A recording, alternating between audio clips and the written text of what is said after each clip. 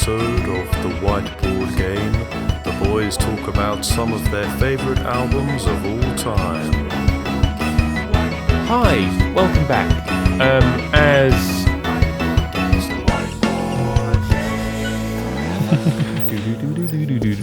Hi, welcome back. This is the Whiteboard Game. My name is Frederick. I'm, as always, joined by Chris. It's always us two. Hello. Until maybe one day it isn't us two. Maybe we'll have guests on. That could be cool. Yeah. If you're interested, send us a message. Why not? We're going to be inundated. The inboxes are going to be overflowing. Yes, you join us as we, I think, have finally come to grips with a miniature backlog of Whiteboard games. I think after the uploading of this one, we should be back on schedule. We're on schedule, yeah. There you go. You know how it works. You know the rules. They're in the description of every single podcast. But just to reiterate very briefly, extracts of music given to each other, 30 seconds to a minute long, as standard.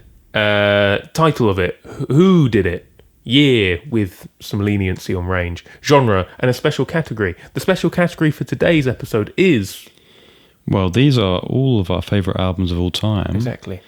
Roughly ranked. I say roughly because I feel, well, for me, we use the Topster sites, and for me, when I do it, I feel there's always a little bit of emphasis on how it looks.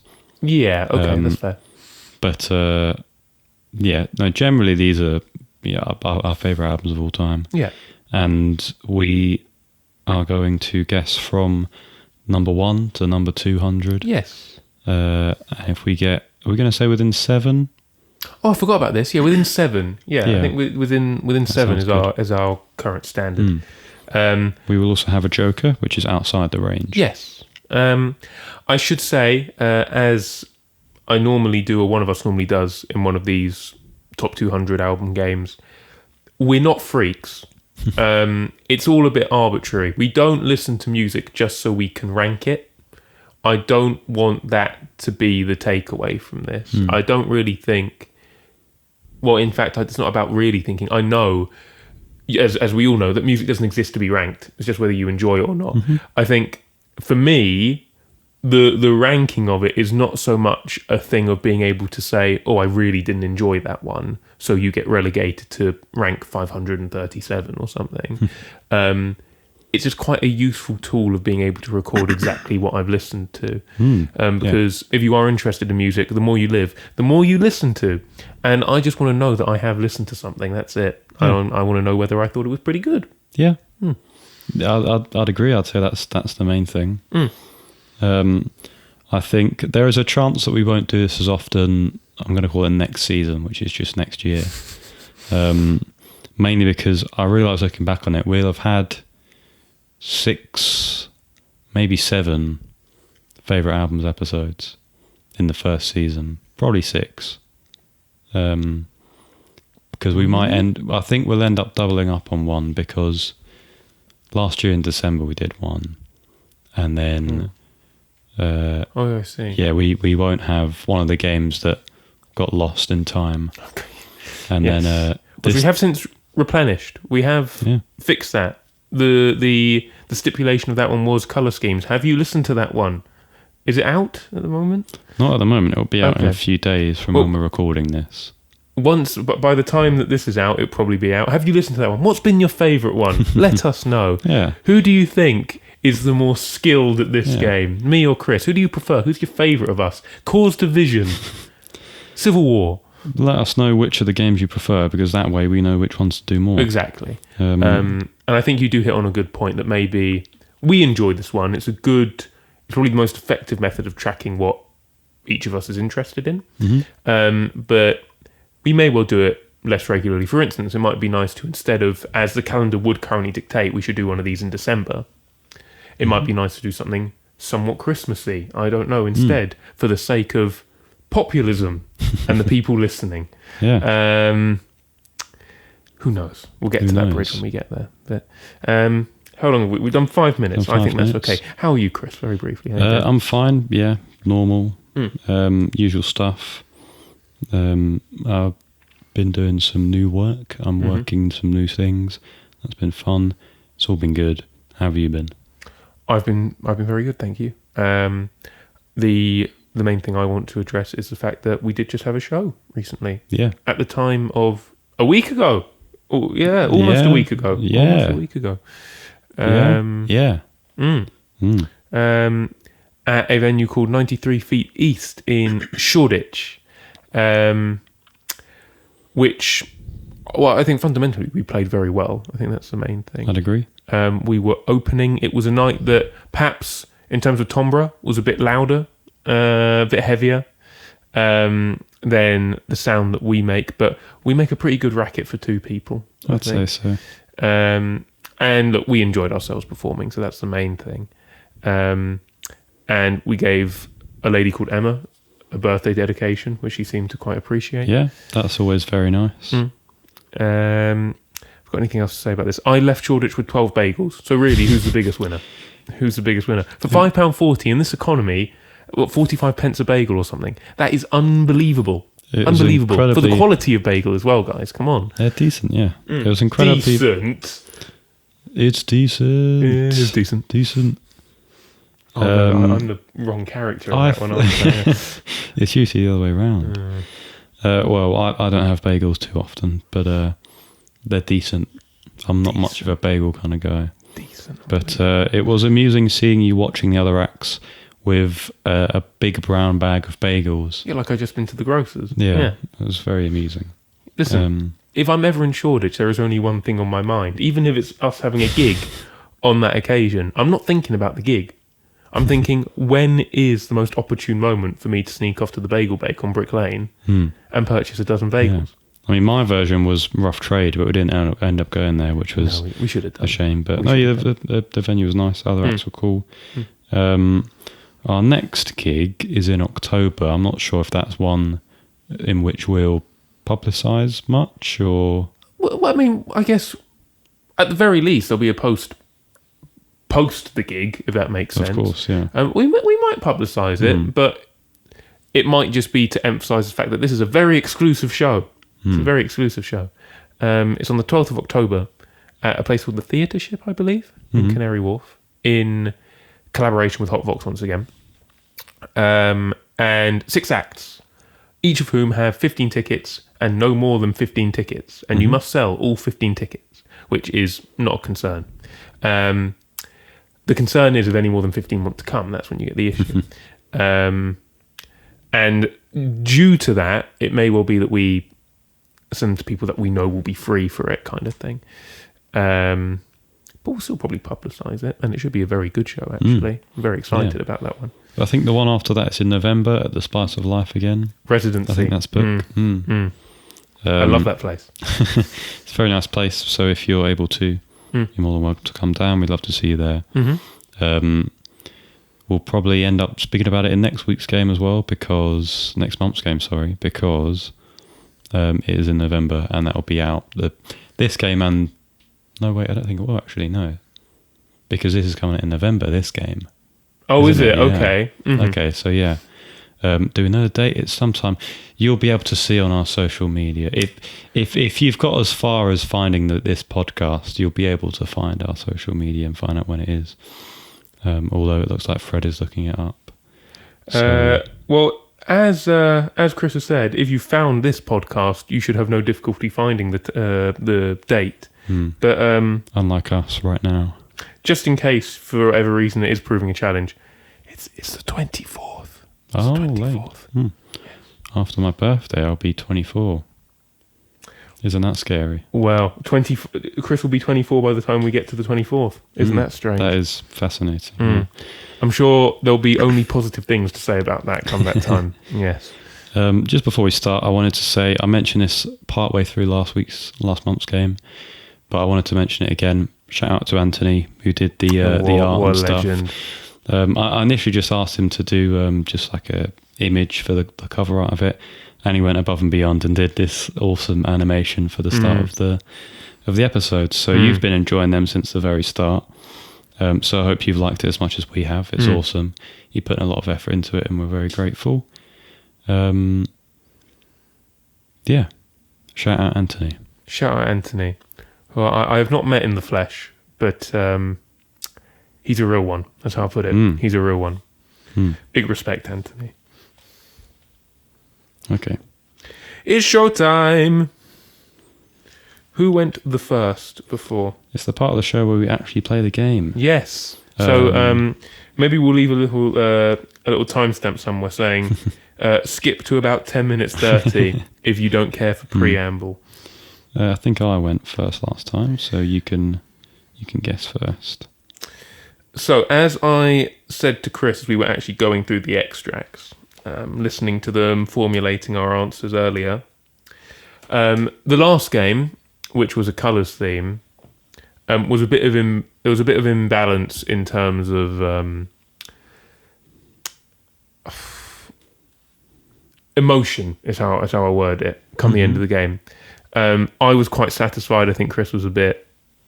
Oh, I haven't done too well in this one. I didn't do too good last time. No, but you did fine. We never do badly. What my prediction, and hopefully I get proven wrong, although ultimately I don't care about winning, is that I think the tables will turn for this one. I get the feeling that I may not have done too well, but we'll find out. I will say that prior to this happening, about a week ago or so, Chris did say to me that, to paraphrase, one of his main aims for this one was to listen to a lot of things that would frustrate me because he'd found them before I had, kind of thing. So if I do poorly score-wise, I hope at the very least I'm not foaming at the mouth come the end of it. I mean, it wasn't an aim, but it may be an accidental consequence. Oh, well, that sounds positive. See what happens. Right.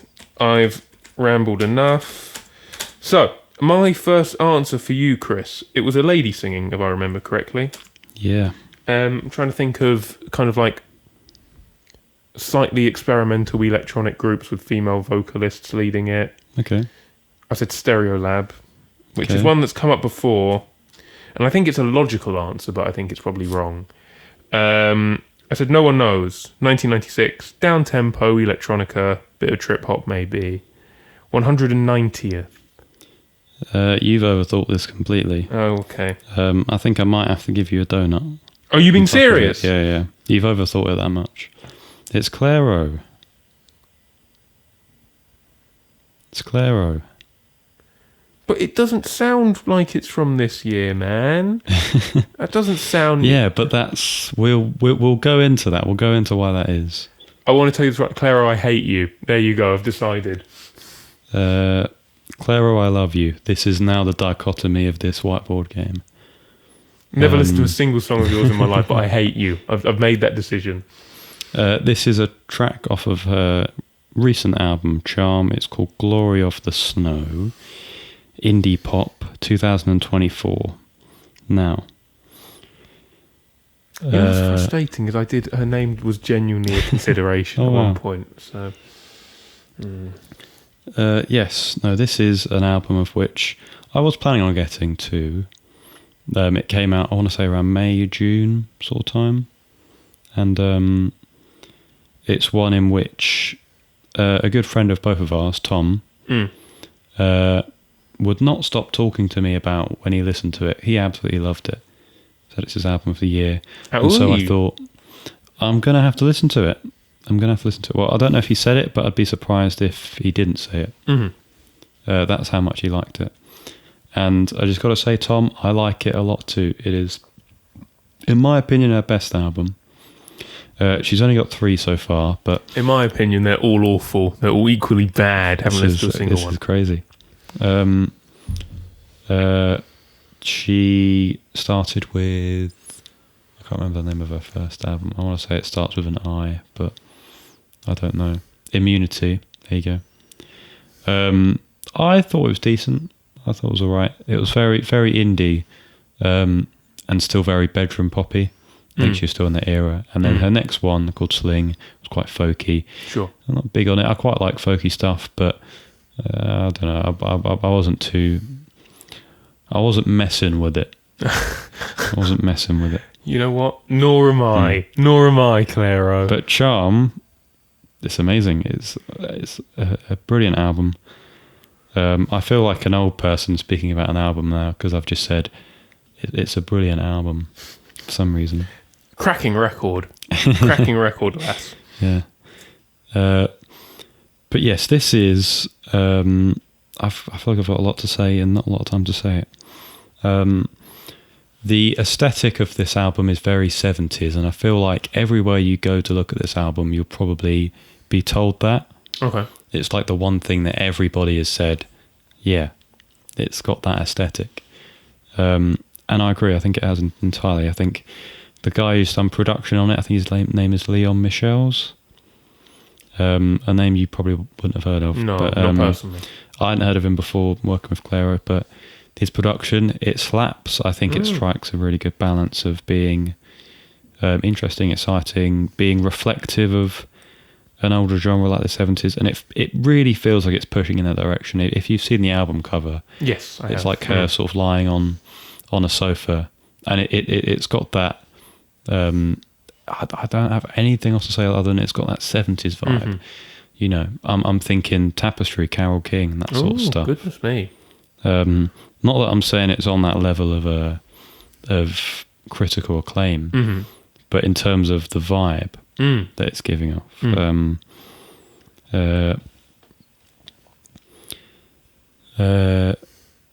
Yes, I would say that Gloria for Snow is the most underrated one. I absolutely adore the piano riff in the track. It's very fun. I think it's a song which it's a little under 3 minutes. I think it strikes a really good balance of keeping interest for the whole time. I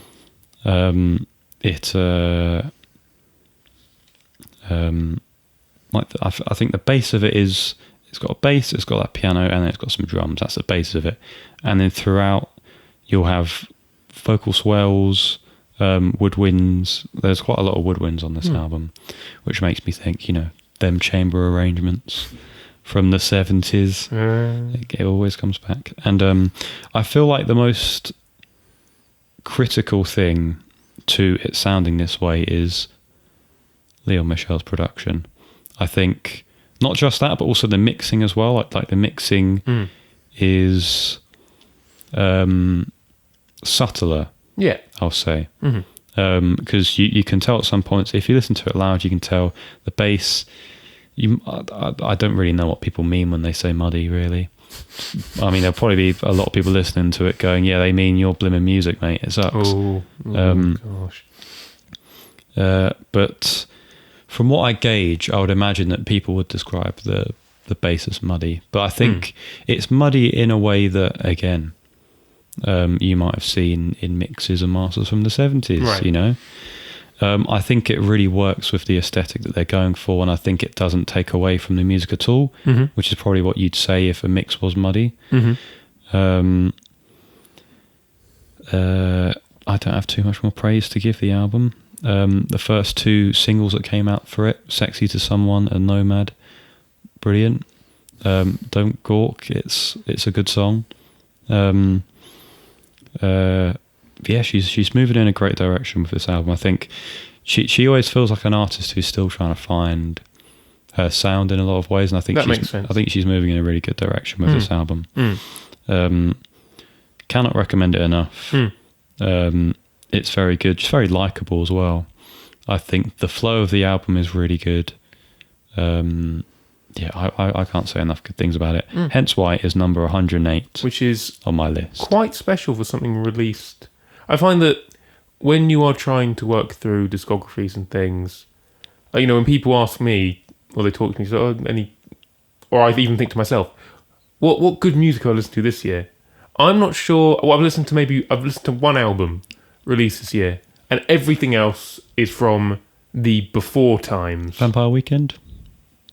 Oh God, that was this year as well. Okay, two. I listened to two. I thought that was the one that you were thinking of. Okay, well, I've listened to two like mainstream ones that there are names that might be recognisable. Yeah. Other like weird like ambient electronic stuff I've found on YouTube, I'm saying doesn't count in the same way. But you know, a lot of the time I'll be working through bands from the 70s or the 80s or the 90s or whatever. And so very rarely will I have something released whilst I'm alive, like of the moment, that will go as high in my esteem as this has for you. So I think that's quite impressive. Yeah, we're young chaps. We're still getting to all of the old music. I've got to do it, man. Like, Yes won't complete itself. I'm not on Yes at the moment, but I will be eventually. Yeah. Well, Clara's only got 3 albums, so not a difficult place to start. Now, I'm never going to listen to it. I feel like if I were to name a person who needs to listen to a Clara album, it would be you. So, especially given you just got a donut. I've never felt such animosity at the start of a whiteboard game. I've never felt so frustrated at the dawn of a whiteboard game. Okay. So you're one. Now, there were 3 of yours which sounded a lot like the Beach Boys. Okay. We'll get onto the other ones later. This was the first one that popped up that sounded like the Beach Boys to me. I've listened to one Beach Boys album, and that is Pet Sounds. Pet Sounds, yeah. You can call me a poser. No, I wouldn't. I would never do that. You're probably right. But I do like the Beach Boys. I like their what my parents would describe as easy listening. That's not a term. I'm not accepting that that's a term to describe genre. So I put chamber pop. It sounded like who I'm guessing is Brian Wilson on main vocals. I could be very wrong. Sings Your Favourite Vegetable, which on the surface might seem cute, but when you think about it, it's quite dark. It's quite a dark thing to say. I don't know. But chamber pop, year-wise, I was very iffy on because I know they've released music for across a long period, and since the 60s and early 70s sporadically. I feel I might be wrong on that. I ended up putting 1972 because I wasn't sure, and I put number 143. I don't remember it being on Pet Sounds, but it might be. And there might be a reason why you've used 3 of, well, what I presume to be 3 of them in this game. Maybe fewer. Probably fewer.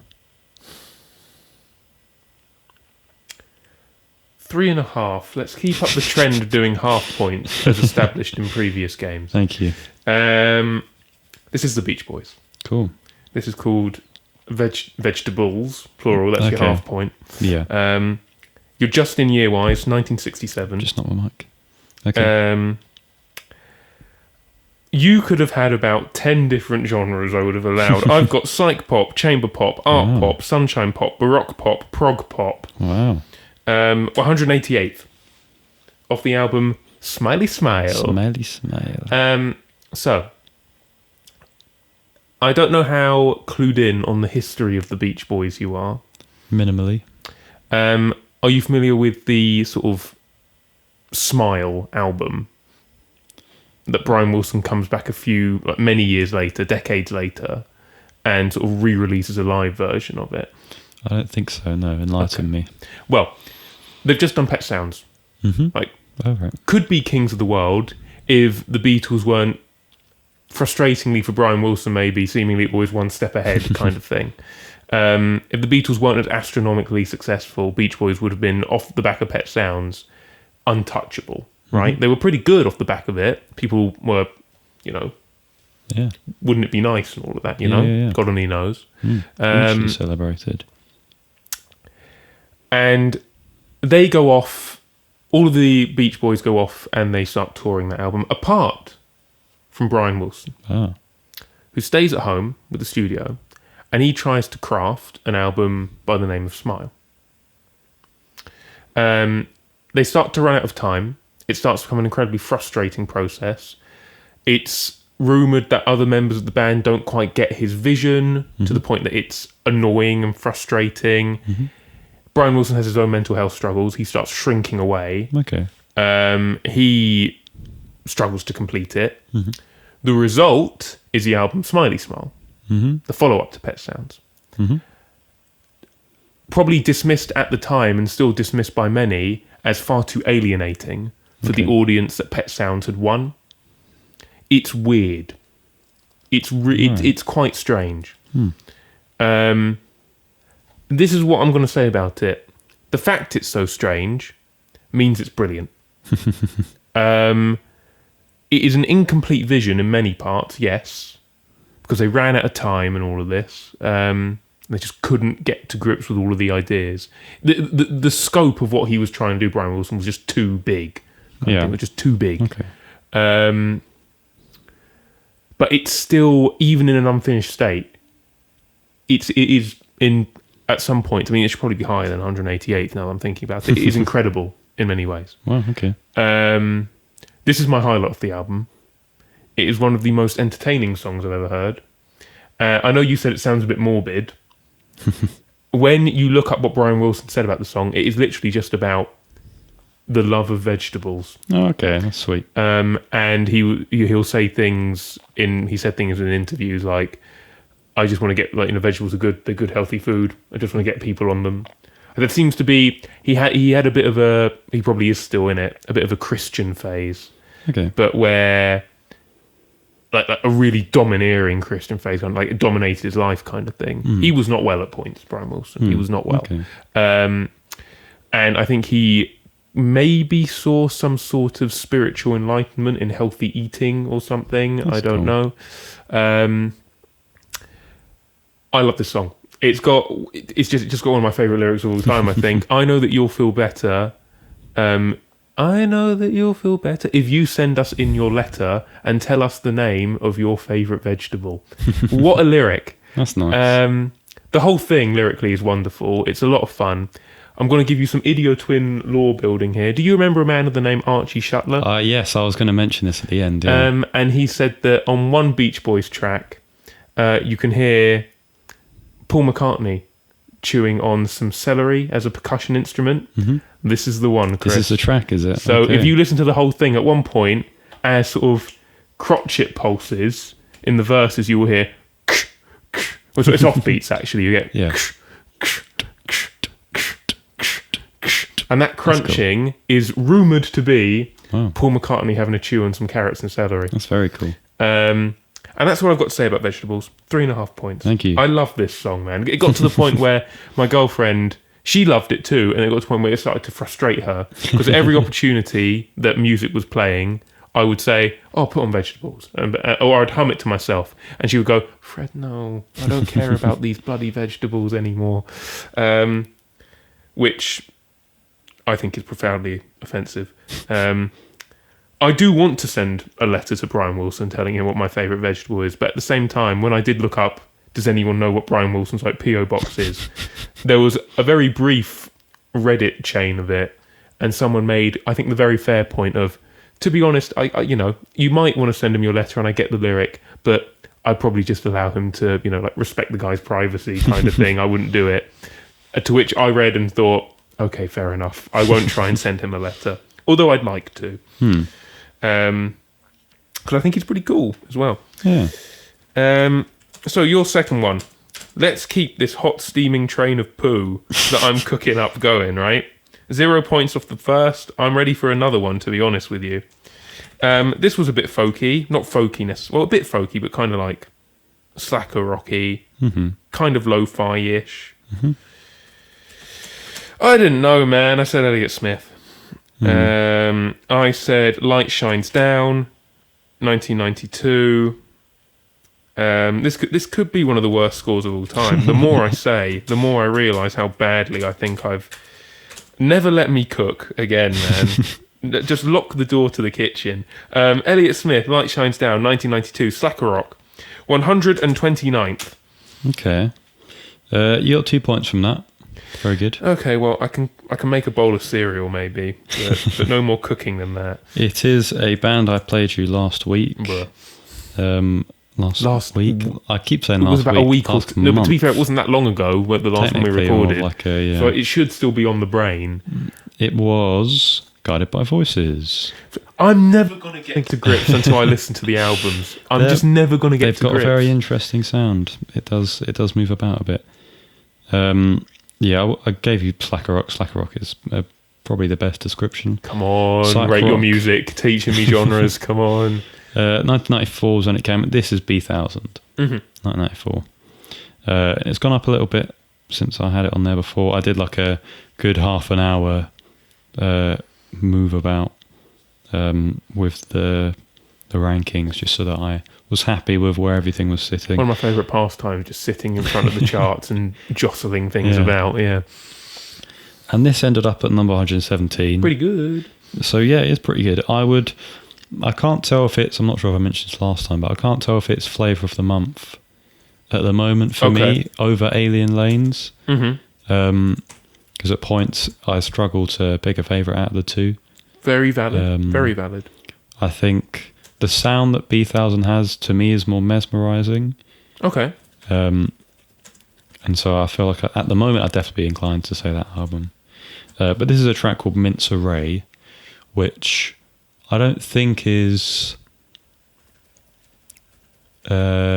easily detectable as to what it means. Yeah, off the bat I couldn't tell you what that was. It sort of sounds like a Cockney name for someone who works at like a butcher's or something, doesn't it? Oh yeah, boys, it's Mince Array. Yeah. Or one of the more violent members of a gang. Yeah. Yes. But I think it is about a person, well, not so much about a person, but more of a song in which to say to this person, sort of, don't worry, things will be all right. Yeah, cool. It's a Tobin Sprout one, which I think I said last time Kicker of Elves was. Kicker of Elves. And guys. then I looked on Wikipedia and it said that actually that was by Robert Pollard. So I don't know anymore. I thought I could tell you Sprout can from decipher Pollard, them but as much as I can. Here I we have go. no idea. But yeah, no, it's nice. Lyrically, it's got some interesting themes. I don't think they're a band who I would say you listen to because of their lyrics. Like, their lyrics are interesting, but I think It's the overall sound. yeah, the sound and the kicker of Elves. is probably what you're going for. Yeah. Seeing as I mentioned it last time, I'm not going to speak too much more on it. Guided by Voices are good. I realised the other week after watching a clip of the IT Crowd that they're mentioned in an episode of it. It's where I'm not sure if it's Catherine Parkinson's character is trying to get, I think it might be a new job maybe. And she's sort of talking about things and then she starts having a breakdown. And then one of the things she says is something like, do you know Guided by Voices? I didn't know Guided by Voices. I shouldn't know Guided by Voices. Which I thought was quite a lovely nod. It's good to know that successful British sitcom writing thinks that we are weird. That's good to know. Yeah, I mean, yeah, that's fair. Yeah, can't say too much more. Can only really describe the music by saying it is mesmerising. I like the impetus they put on the bass in their music, because a lot of the time the guitars will just be playing open chords. Sure. And the bass can do some cool stuff and make interesting chords based off of it, because the bass note will change I like that. based on what's going on. Like And I an think that's inversion always- of importance kind of thing. yeah. That's traditional anyway. Yeah, I think a lot of the time what you intend for the harmony or the melodies to sound like don't end up being what you planned on. Yes. And they become something interesting and different, which I think is cool. But yeah, I'll leave it there. You got 2 points. Good job. I'll take it. I think I need to scrape for some in this one. Guided by Voices will never not just absolutely sweep my legs every single time. This next one, I thought I recognised the singer and the music. I think this might also be one in which you used last time.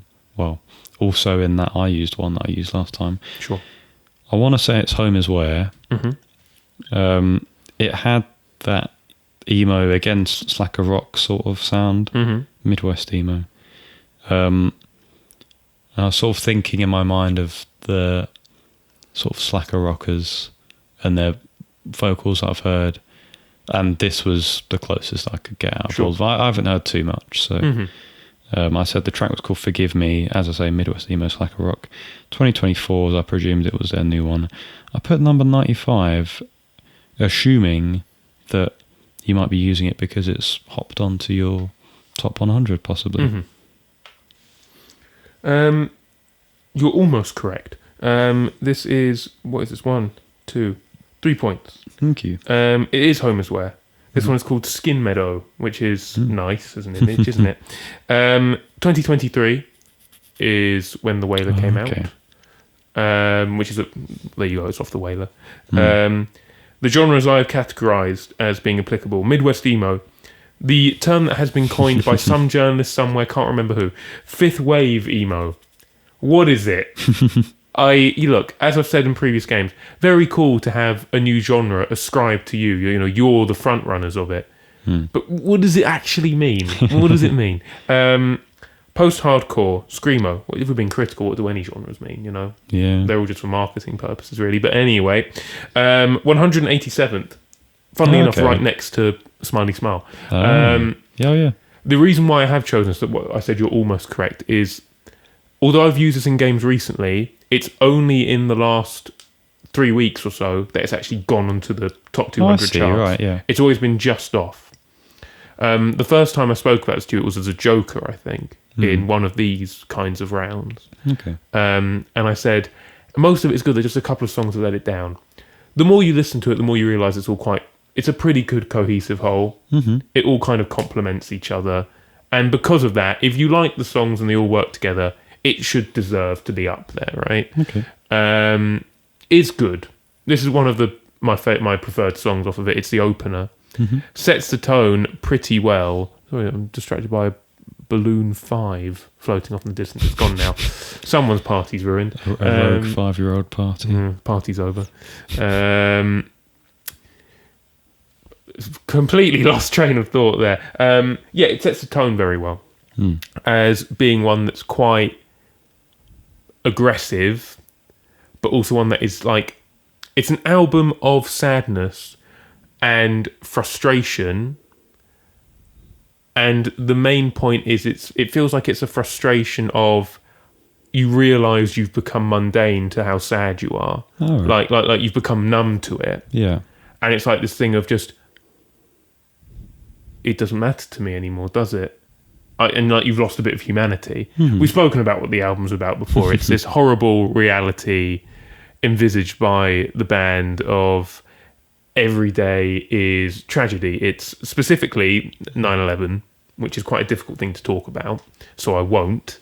But it's a thing of, it's the question of, if it's tragedy every single day, do you get used to it? Are you any less human if you do get used to it? I think it's an album of asking us questions of the listener, like, have you got used to tragedy, kind of thing. I think that's probably the point of it. Yeah. It's probably a pastiche of what they're claiming life to actually be like, kind of thing. I've already said so much about this. I've rambled on a bit more about it today. It's pretty good. If we're having a chat about albums that we've listened to that have been released very recently, that have, against the odds, shot up in comparison to doing a lot of listening of already critically acclaimed albums from the past, this is one for me. You know, it was released last year, so it must be pretty good. 3 points. Thank you. Cheers. Yeah. Right. This is another bad answer, Chris. It's another bad answer. This was a very techie one. This is one of the, sometimes I write answers and they make me giggle to myself, and this was one of them. Very famously, well, infamously, I have a friend who, because I was in the comedy society at my university, and we used to have like meetings where we would workshop stand-up material. You know which friend I'm talking about. And he infamously, he tells this story of one time when someone was in the middle of doing a stand-up set, and then he starts chuckling to himself, and another member of society turns to him and goes, you know, very happily, like, oh, what's funny? Like what's funny? Is it what they said? And then he had to explain that during this person performing like workshopping material for everyone, they had to turn to this person and whisper to them, "Oh no, I'm writing my own jokes," and so they're just chuckling under their own breath of, "Yeah, that's a good joke," which is it's a good story. But this was one for me. I said this was Sweet Trip because I just couldn't figure it out, and I know they have a lot of emphasis on electronic elements as well. The thing that made me laugh is I said that this one was by Sweet Trip and it was called Teat Sip. Like, a teat. Yeah, in which you would sip from. 1997. I said dance/house. I just didn't know how to label it. 100th on the money. Yeah. Well, you've got 2 points. So good job. The trend is set. You've got exactly the year right. Hey, but small wins. This is instead Daft Punk. Oh, I don't know why it didn't even... It's the ones that don't come to your mind that often end up being the ones. Maybe we get used to doing answers that are not obvious enough. So suddenly when someone goes, "Oh no, that was Led Zeppelin," you go, "Oh, I see." Of course it is. The track's called High Fidelity. I labelled it as French house or electronic. Dancehall house is perfectly fine. 1997. You're exactly right on the year. Let's go. Doesn't really mean much. This is off of the album Homework. I've got it on number 74 on my Topster. For this game, I had a few spots where I was thinking, I'm not really sure what ones I could go for. Similarly, there are a few on my top 100 that I could talk about, and that could be cool. But I'm not really sure which ones they'd be. And this was one I wanted to mention because it feels like one of my hotter takes in music. I think I know. Yeah, I was waiting for this. I think I know what you want to talk about. In that it's normally me giving the hot takes. Yeah. I prefer Homework over Discovery. There, I said it. I do. All right. Now, hear me out. They're knocking on the door, Chris. I do like Discovery. I think when it comes to Discovery, I think the first third of the album, pristine. Okay. All right. You got what? One More Time, excellent. There's a second track called Aerodynamic. I think that's the name of it, but that's really good as well. I like that.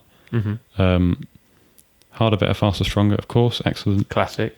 Digital Love, cool, cute. And then you've got, I think it's Crescendos, I think after that. And then you've got, I think there's a interlude track at some point. Sorry, an interlude track. I may be missing one. He's not a pro, guys. He's a fraud. let me look it up quickly. Fraudulent. But it's after that. Digital Love's before, Harder, Better, Faster, Stronger. Yeah, but I'm thinking of right. But after that, I'm not massive on a lot of the tracks. Will only make me stronger. So yeah, you're not massive on all of them. No, especially in a minute. I feel like tracks like Superheroes, especially maybe High Life, feel just a bit more mundane because I like the aesthetic they're going for with the first third, as I say. Okay. And then when you get to these, you think they're decent, but these feel more like, to me at least, feel like cutaways that you'd put on like a B-side of an album or something. Something About Us is okay, but again, it doesn't feel similar in vibe to the first few tracks, sorry. And there are a lot of albums that I like that differ in genre quite a bit, and I'm happy with that. But with this one, it doesn't feel like it works to me. Okay. I don't know what it is. It's after that where I feel is for me the bit that really lets it down. You got the 3 tracks of Voyager, Verity's Quo, and Short Circuit. Generally not bad tracks. I just think on this album, you've set the precedent so high with the first 3. If I'm going to love this album, I want it to be doing that the whole way through. Voyager, decent. I like it. It's a nice groove. Verity's Quo is probably the one I have the most problem with. Cool name. I get it. Very disco. All right. I get it. It makes sense. But to me, it's just the same thing over and over again. And it's almost a 6-minute track. Doesn't change much Needs up. to justify the length. Yeah. Exactly. Short Circuit, not bad. It's okay. Face to Face. Now, I was good, going to ask all what right, album's Face to excellent. Face off, because that was for Face me. is That was a Discovery. lockdown playlist banger. I loved Face to Face. Face to Face. I got that from you from another game. Yeah. Great There's track. not much All right. I know about you. It- Ding, ding, ding, ding. It salvages a lot of what the first leg had to offer. Okay. And it's one of the best on the album, I'd say. And Too Long, I think, is a nice track. Okay. All right. I wouldn't say it's too long. I think it rides the track out. A lot of people say that. I think it rides the track out quite nicely. But I think it's that middle bit and sort of towards the end that I get to when I'm listening to it and I'm thinking, why didn't they just do more of what they had? Yeah. Then I would have liked it a lot more. But I do understand a lot of people love it and they think it's their best album. Sure. And I totally understand that. I think the heights of this album when it's at its best are pretty I high. would say is better than Okay, Homework's best. cool. But for me, I think Homework is a more Complete. well-rounded, complete experience in my opinion. That's fair. There are some tracks which are a bit more experimental on Homework. I would say Rolling and Scratching, Rock and Roll and Burning all feel they're quite a bit longer than a lot of the others, but they do feel a bit different, a bit more experimental. And I feel like ultimately that's sort of what they were going with this. It was sort of saying this is all of what we can do. But yeah, generally I think a lot of the tracks are fantastic. I had a lot to choose from. I think I've played you a couple from this before. I've played you Teachers before, I know that, because that is an excellent track. This album is underrated when it comes to bass lines. It is excellent. Basically all the tracks have really good bass lines. Pickouts for me. Around the World, it's got a nice bass line. A lot of people would think first half of the track, boom, boom, boom, boom, boom, boom, boom. It's decent, all right? Listen to the second half. Wait till it gets to the second half. It gets so much better. It's worth the wait. It's 7 minutes long, but I like the change of bass. It's nice. Great lyrics. Yeah. Teachers. Didn't pick up on that. Great lyrics. It just got to me because we come to a track that does have great lyrics. Teachers. Another great bass line. I've chosen High Fidelity to use. Now, High Fidelity, I think, is a nice song. I think, to me, it's indicative of something that happens when you sample music. I've made a few tracks that make use of sampling. And I find that there are times when you find a sample, you think, oh, it's a really good sample. Yes. And then you put it in and you chop it up and you've chopped out all the bits that you really like. And then you try to put them in an order that you like. And it doesn't always sound great. as you expect it to. It'll often sound a bit clunky and you think, I haven't got this quite right. I feel like High Fidelity is sort of walking that fine line of sounding a bit off, sort of off kilter. Yeah. I think it works with the album personally. I think it's really enjoyable. What that is testament, though, to is when you say, you sort out the sampling, then you put it in the way that you expect to put it, and you go, oh, actually, that's not quite what I thought it was going to be. It's testament to how unbelievable the Daft Punk guys are, though, that they are able to do that, and every single time it's just, oh, no, all the layers and all the sampling, this is insane, kind of thing. Exactly, yeah. And then pretty much all the other tracks I think are great. I think they're brilliant tracks. Revolution 909, Jam, The Funk. They're really going for dance tracks on this one, whereas I think Discovery, I think to a lot of people it feels more like they're going for like a proper album. Ironically, I think Homework is more cohesive an album, but that's for you to tell me I'm wrong. I'm going to leave it there. I've spoken about it quite a bit. I like Homework a lot, as you can probably tell. I'm a sample head. I enjoy the samples. He does his homework. I do my He does homework. his homework. And High Fidelity, good track. I think I don't have too much more to say on it other than it is a Billy Joel sample, I'm pretty sure. Just the Way You Are. Yeah. Which is the same album that Vienna's is off of, I think. Vienna. Yeah, I think so. Anyways. Good track. You got 2 points. Well done. It'll do. I must say, where we are in London, we are getting all of the seasons today. 4 seasons in one day. Yeah. Yeah. Only about 10 minutes ago did we have... There you go. In the space of Chris talking about Daft Punk. You went from very bright skies, very clear, to what is now dirty rain. It's not heavy, it's just very spitty, and it obscures your vision a bit, and it's become very overcast again. So, It's a great name for a band, Dirty Rain. Dirty rain. It's what Mum's dad used to describe it as, because he wore glasses. Yeah. And so it was a thing of whether you're driving in a windshield or whether you're out walking. It's not heavy, it's just the angle of it, and it's almost like it's sticky. It just clings to your glasses and you can't see where you're going. It's dirty rain. Yeah, that's fair. Okay, I go to your third, I believe. Yes. Ambient is what it was. It's so far so good. I know a man you like. He does a lot of ambient stuff. I know you use them a lot. But when it came to an answer, I think it's something I said during the game to a different answer. There's one answer you get where you think, if I don't choose this person, I will kick myself. Yeah, and it so is I had them to. kind of thing, yeah. Yeah. Well, I do hope it is them. Hiroshi Yoshimura. Mm-hmm. I said it was called Zen Garden. Good shout. His Quite a titles, Yoshimura title. his titles can be anything, I think. But yeah, 1985.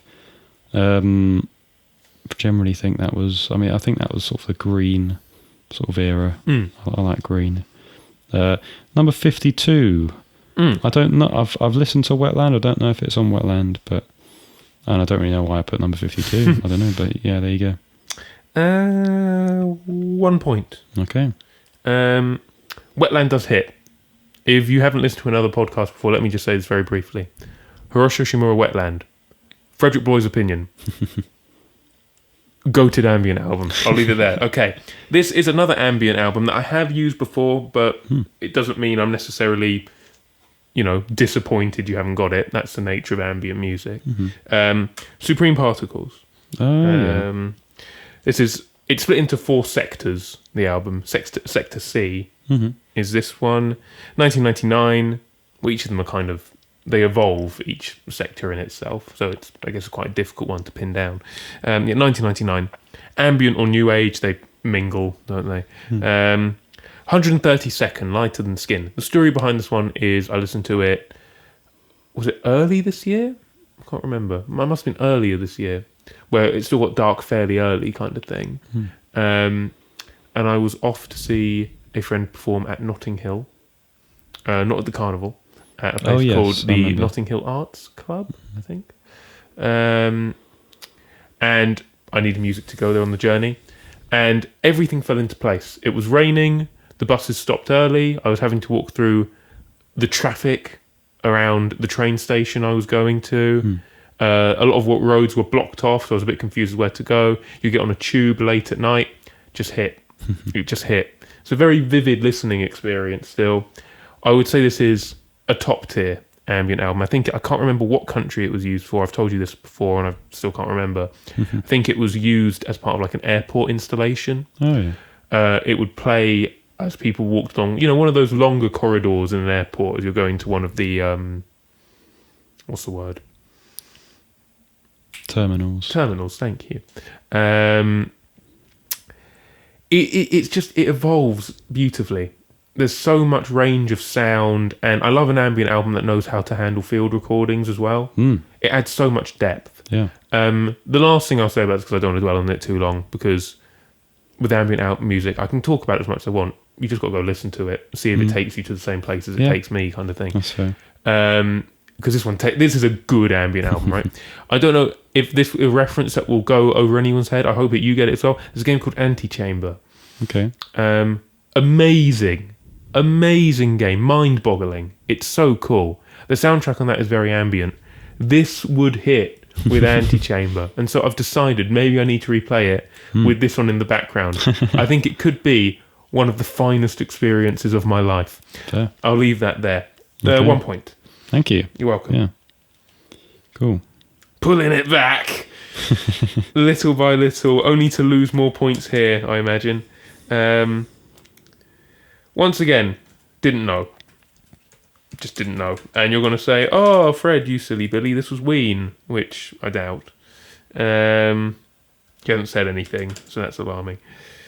I said, because I just couldn't figure it out, it sounded like a bloke, and maybe that bloke produces all the music and everything themselves. So I said James Blake. Where did I rank this? I ranked it there. So I heard the vocalist say Lucky Little, and maybe something after that in some intensely vocoded lyrics kind of thing, which I didn't make out, so I've just put Lucky Little in the hope maybe I get a half point or something, if it is that. 2012, electronica, but kind of bedroom pop as well. 157th. Cool. I'm going to give you a point. We take it and we move. Now I've just opened the Microsoft shop. Listeners of the podcast, prepare. We might have to endure something here. This is Glass Beach. Glass Beach. We're good? I think we might be good. I don't know if I know who Glass Beach is. You don't know? Okay. Well, that's Well, look, if I recognise the album art, then maybe we do need to okay, endure all right. something. Well, we may need to prepare a bit longer. Oh, it's this! No, they're not incredibly high on the... They're definitely on the list somewhere, but they're not on the brain, if that makes sense. I get more upset by things that I know are on the list. I'm like, oh, I can't wait to get to them kind of thing. Okay, all right. I don't really know anything about this. It's Fair just enough. a name I've seen online. Yeah. I must have just picked off the emo ones that you were eager to get to last time, maybe. Yeah, this is, as I say, Glass Beach. It's a song called Coleco. I put indie rock / emo. I put emo in front of everything. I'll explain why I did it. 2019. I've got it at number 169. This is off of the first Glass Beach album, called the first Glass Beach album. Glass Beach, how would I describe? They are a band, first of all. Good start. Their sound is quite broad. I'd say there's a few tracks that feel like this is what I'd say is more emo-y. Sure. Mainly in guitar, because it feels very reflective of American football. Yeah. Is the main reason why I said emo. Okay. I taught myself the riff the other day. It's a very fun riff, not too difficult as well. As in Let's get the tab up. the bit. It's got some harmonics in. That's always fun, especially. Yeah, that is fun. I don't play a lot of harmonics on guitar, but it's cool. And it's always just lovely to work it out yourself as well. I feel like there's so much more invigorating when you do it, and it actually sounds like it, and you go, yeah, I've done a good job here. There's a few of the tracks on here that are more pop punky. I think they do it in a tasteful way. Sure. Well, I like it. They've got some which feel like classical arrangement in how they feel. Like it's not classical music, but in how it's written, it feels like it's written in like the way someone would write a classical piece of music, which is still something I'm yet to fully understand. But yeah, it's good. I think that, yeah, there's definitely the air that all the people in this band listen to a lot of different music, and they're fans of lots of different stuff, and that comes through within their music. I think, like a duo I know. I think you could make the argument that sometimes they wear it on their sleeve, because I think you can discern different genres from their songs. But I think in terms of vibe, all of the tracks feel like their songs. Right, I think that's when you sort of start to move away from, I guess, having a band with a sound, basically. Yeah. But yeah, this song's called Coleco. It is about, I want to say it's about a stray cat. I'm not sure if it's one they adopted or if it's just one that comes up to one of the members, maybe the main person's backyard sometimes. Sure. Do you think that cat knows they've got a song about them? No. Oh, what a shame. I made the connection earlier that you have got a new cat, your family. Yes, we do. Which is quite sweet. Called Benjamin. Yeah. Chaos. Different from Coleco. But, Chaos. Yeah, so this was 2019. I think they had a bit of a hiatus during COVID. Makes sense. And I think their follow-up, which was called Plastic Death, Yes. it always confuddles my brain because the band's called Glass Beach and they've got an album that starts with plastic. I always just want to say Plastic Beach. Yes. But I think the album's called Plastic Death. And it sounded like people were quite... You're thinking of the Gorillas, though. I'm thinking of the Gorillas, yeah. I recognise this cover too. Yeah, this was the one that I recognised, and don't have much more to say.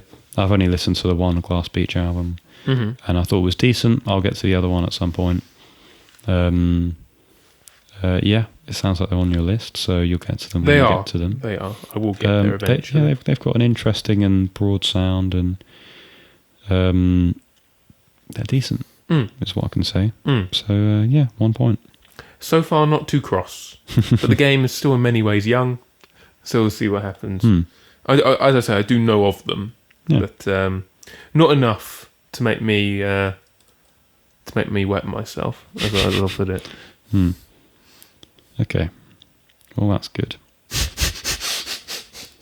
Your number no, that's my number 4 that I've just played. It's your number 4. Yes. Yeah, number 4. This reminded me for some reason a little bit of a band that you used last week. I think I found it difficult to pinpoint who I was going to put. Sure. I'm listening to it now, trying to think if there was any other acts that I was thinking of. I think Spoon might have been on the brain at one point. I didn't end up going with Spoon. I ended up going with a band, as I say, you used last week, called Bright Eyes. Yes. I thought maybe they're on the brain. Maybe you've decided to use another track from them. Guessed it was called Goodnight Lara, which is what I say when I come off the PlayStation. Am I right? Hey, whoa. He's a lad's lad, guys. Art pop, art rock. I don't know, 2000, because I think that was the time when one of their albums came out that you mentioned. That was one of their more acclaimed ones. Number 165. No real reason. I'm going to give you 2 points. I think. Thank you. I'm going to give you the title because I think you're close enough. I think it would be cruel of me to say that's not technically the person's name that's being sung about, but is it Clara? It's Laura. Laura, but it's an American accent, so it sounds a bit like Lara. So I'll give it to you. You know. Cheers. Who was the other band you said you thought it could be? Spoon. Yeah, it's Spoon. Sorry. Okay. Do you know, I had Transference on the brain because I thought this piano sounds a little bit weird. Yeah, there you go. Yeah. Right. The Transference bug is starting to click, guys. Starting to click. The producer's ears picking up the fact that the album is weird. And that's the thing. People say that Transference is one of Spoon's weaker entries because it's like, it feels haphazard and half done and lazy or just poorly produced or whatever. No. Once you've accepted that the production being weird is the point, it doesn't become a bad album anymore. It becomes a bit of like, I don't know, a treasure hunt for just weirdness. It's cool. There's just little gems hiding here and there. Why does he sound like he's singing from, 2 streets away, and then suddenly the next verse he's here? Why does I don't know. It's great. Goodnight Laura, 2010, indie rock, or as you said, art rock. 52nd. I wanted to use this because it's taken a huge leap up. Yeah, because the amount of time I've spent, especially recently, talking to you and saying, oh, the Transference is really good. It's so unique. It's really good. And even to the point that when we've been making our music, I've sent you reference point from Transference, right? I think I was probably just sitting at this desk and, I don't know, maybe a month ago or whatever, and just kind of looked at the charts and just went, it just shouldn't be that low. At this point, it's like that thing of when you grow up and then someone says to you, oh, bro, like a year ago at university or whatever, you know that girl, she was flirting with you, and you go, what? What do you mean? It's like I was sat there and went, no, I do love this. I've loved it the whole time. I don't know why no one told me. I've loved it the whole time. What? And so it should be that high because it is very often on my conscience. And very often songs will once again creep back into the music playlist, as I have it labelled on YouTube, which is for things like very short journeys or showers. I'm certain that's an Mbappe clip when he talks about I need music in the shower. I can't have a shower without music. Sometimes in the life. I just feel like sometimes I'm too competitive. Get out! Too competitive. Mbappe, yeah. He speaks surprisingly good English for a man who's never played in England. I know. Well, I don't know if you saw that at one point he was meant to come to Liverpool, that expose, which is not a joke. I'm being deadly serious. But I think we were apparently ready to make a bid of 200 million or something stupid, which, especially, like, because that would have been Klopp time, right? That is so not what he believes in. Yeah. But I think the wages just wouldn't work out, so we didn't do it. But it's okay now. We got Nunez. It's fine. Anyway, enough football. I think I'm just gonna, because I've said so much about this, as I say recently, especially. I love this album, and I'll leave it there. It is Spoon's, in my opinion, because it is so wacky, in sounding like it hasn't been thought about at every step. The reality is, I think every single niche, weird production choice has been so delicately considered. It sounds weird on purpose, in my opinion. Yeah. This is the most subtle track off the album, Goodnight Laura. It's just him and a piano. And it's such a it's almost an interlude track. It's so pretty. And I love his voice as well. So listen to Transference, guys. Don't skip it. If you get to Spoon, do not skip it. It's worth it. It's that good. What did I say? 2 points? Yeah, thank you. 2 points. You're welcome. Cheers.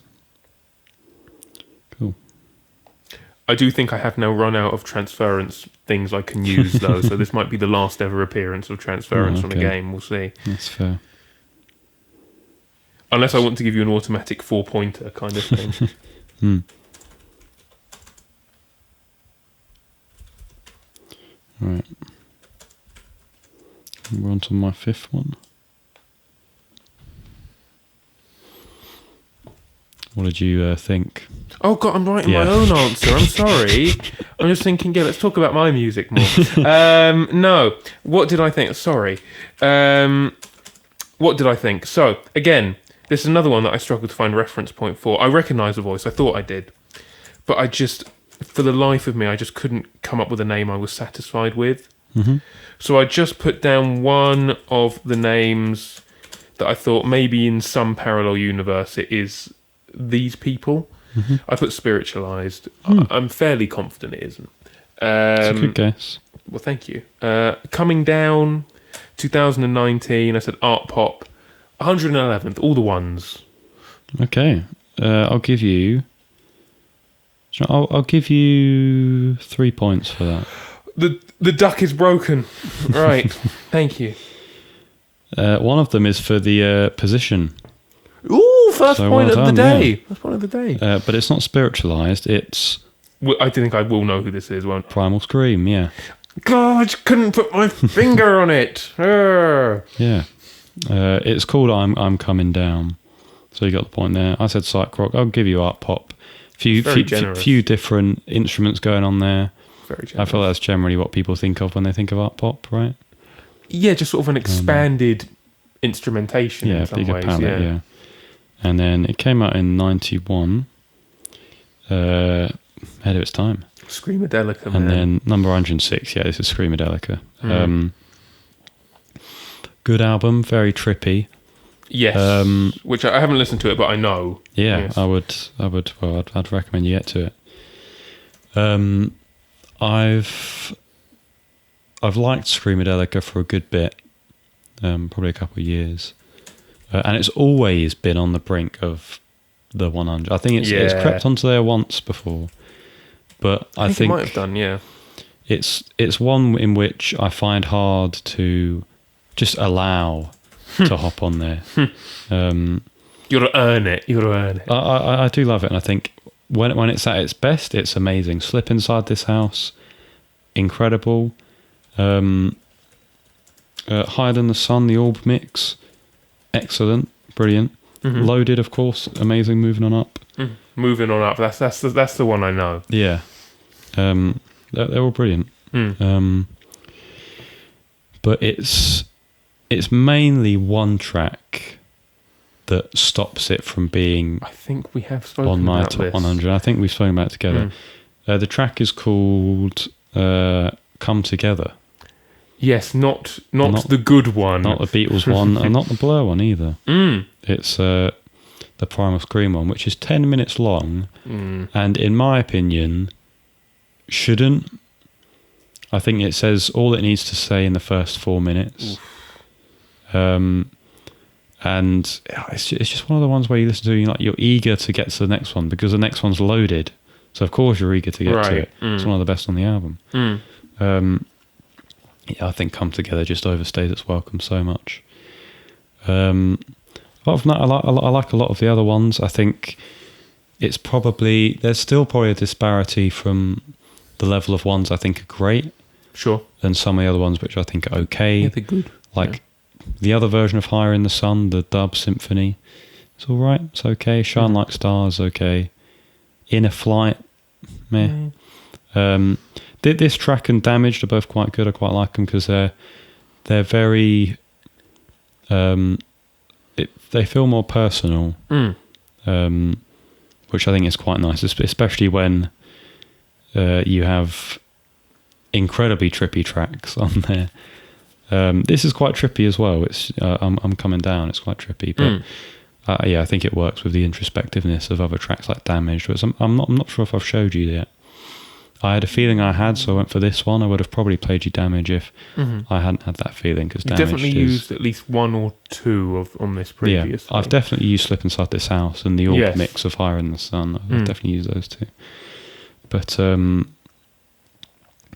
I think it's something I've realised more recently with the songwriting of Bobby Gillespie. Sure. It's very gospel-y, bluesy. Oh, okay, interesting. As shout opposed out Kipper to Gillespie, by the way, because shout him out. One of our first shows, a delightful band, good and a chat. delightful man. Good yeah. chat.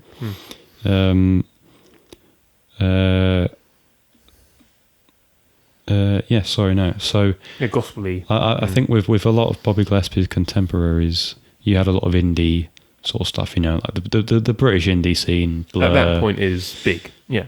Soon to be Oasis. You had some big names, and something I never realised is how different Bobby Gillespie's songwriting is from all other, which is British impressive. acts. It is, yeah.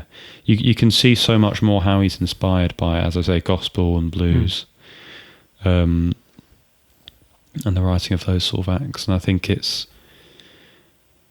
he just strikes me as a chap who loves to do things his way and he doesn't compromise. And I think that's very cool. And he put together an album in which doesn't compromise and is, in my opinion, a very good album.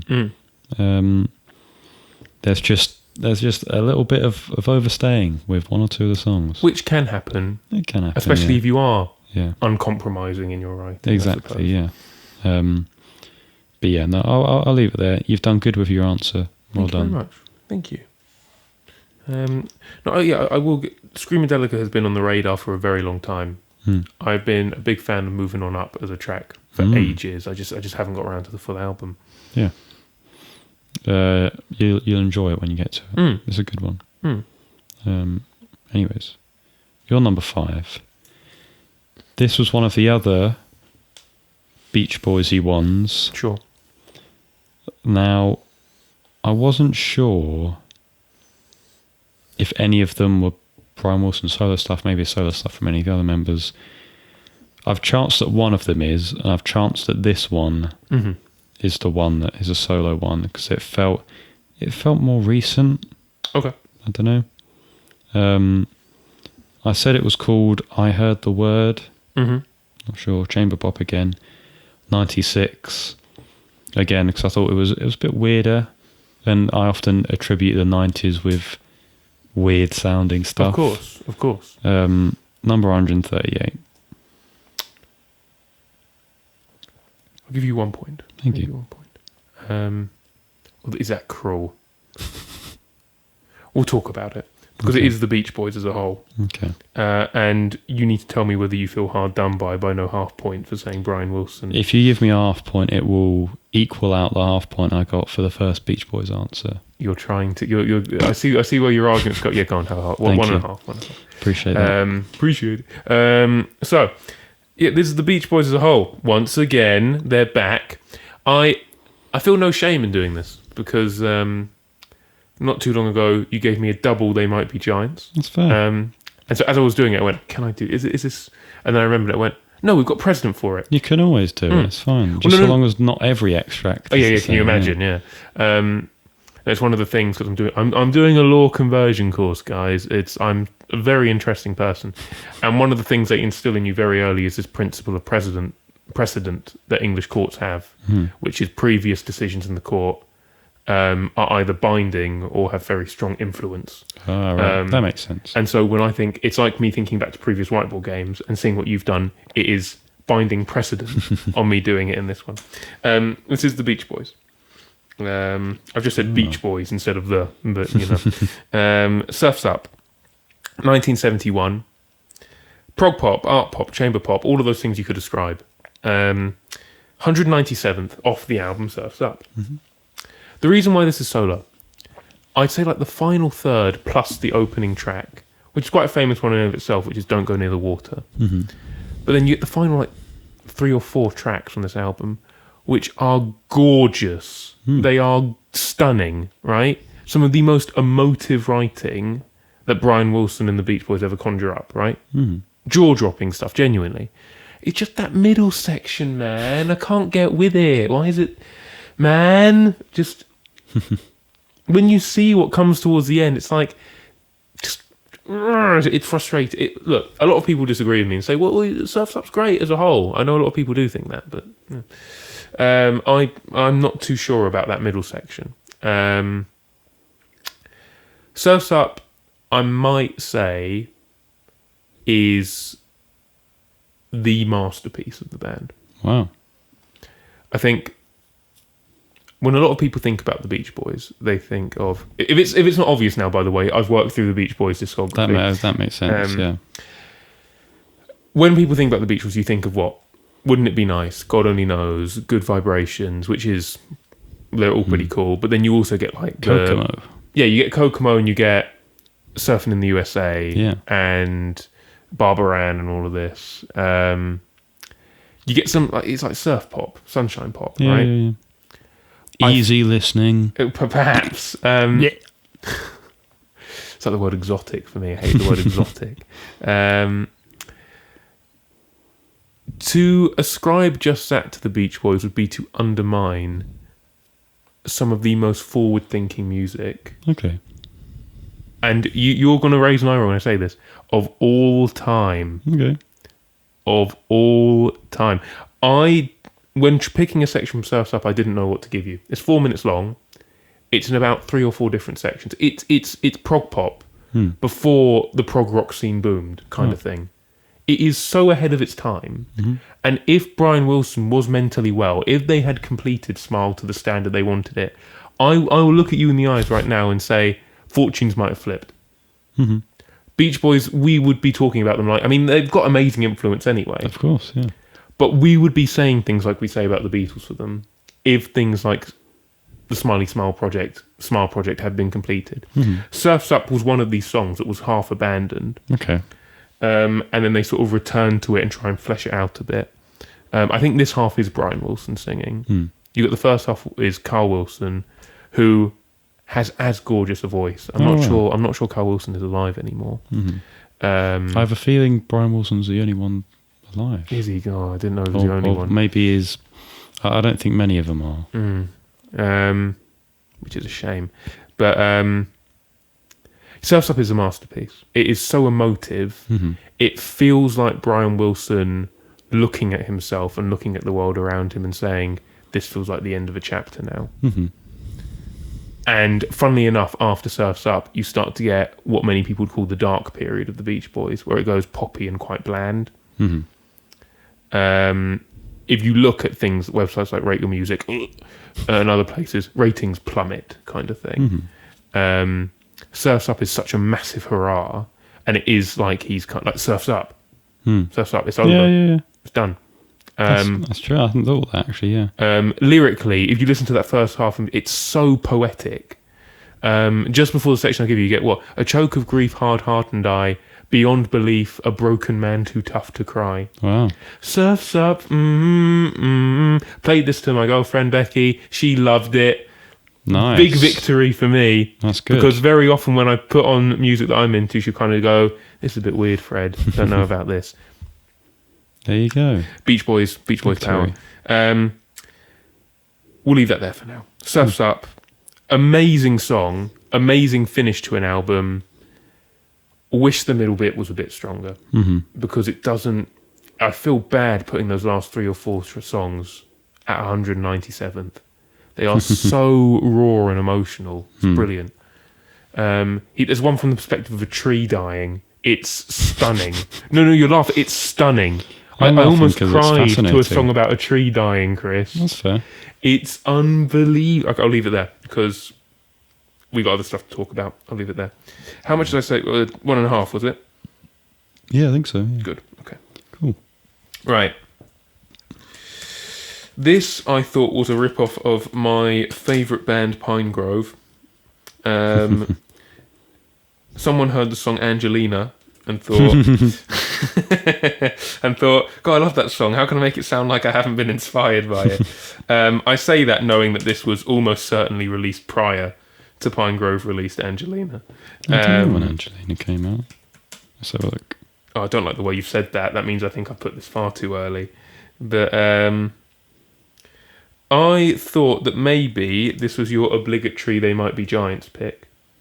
Okay. Oh dear. Okay. Oh well. Well, that's that dream gone. I said Angela. It's a nice name. I said 1989 geek rock. 33. Because if it is They Might Be Giants, maybe you're picking one that you want to say this is the big boy or something. I don't know. I'll give you 1 point. Ooh, he's bottled it. I played you this track by this artist because I thought... I thought you were going to say before. I just No. Panic. Because it sounds a bit different from some of their other stuff. This is TV Girl. Oh, flipping... That's not how you spell Angela. Ugh. I don't know why they spelled Angela like that. Maybe the main guy was like, I just want to be a bit quirky and different. I'm going to spell it. We know he's quirky and different, all right. Or maybe he did... This is probably is genuinely about a person called Angela who had a name with a J as opposed to a G. Angela, that this song talks about, your name sucks! Your name is different. If there are any Angelas with a J listening, I don't mean it. I'm very sorry.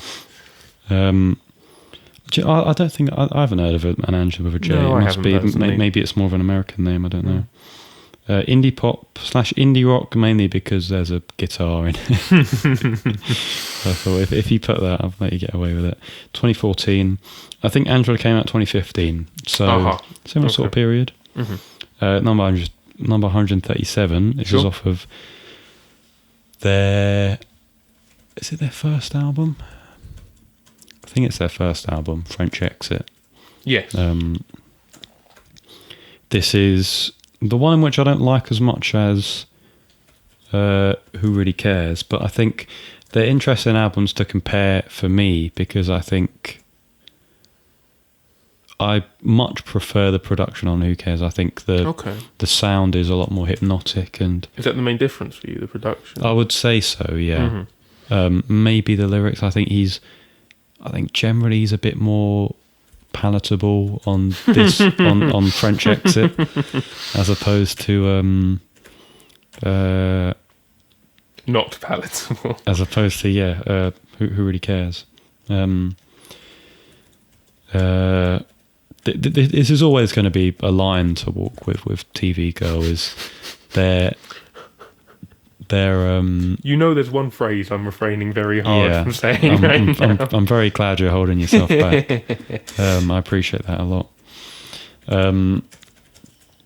They have a large following. They do. And there is a certain reputation. Yeah. Not just for their music, but for people who listen to their music. I didn't realise it was more than a joke. I didn't realise it extended to... Well, to me, it's not. I think it's just the people who view music in the sense of the music you listen to is your personality. Yeah, which is too far. Which is not true at all.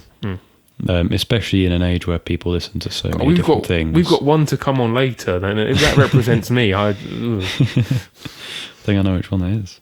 And yeah, I'd agree with you. You do. You want to be surprised. Okay. This could be interesting. But this is the last off of French Exit.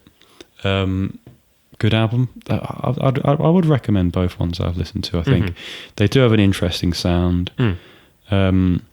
Lyrically, I think if you look into it, it's not the greatest. I think there are definitely quite a few occasions on which he frames scenarios in a certain way, and I think the interesting thing when you're listening to it is it never feels like he's coming off as the bad person in a situation, which is off the top of my head, I don't see. It could be interesting if he was doing that from a point of character work, but if it doesn't feel like he's trying to create a narrative or anything, and it's just like, the narratives he's creating, I'm never the guilty party, then it's a bit so.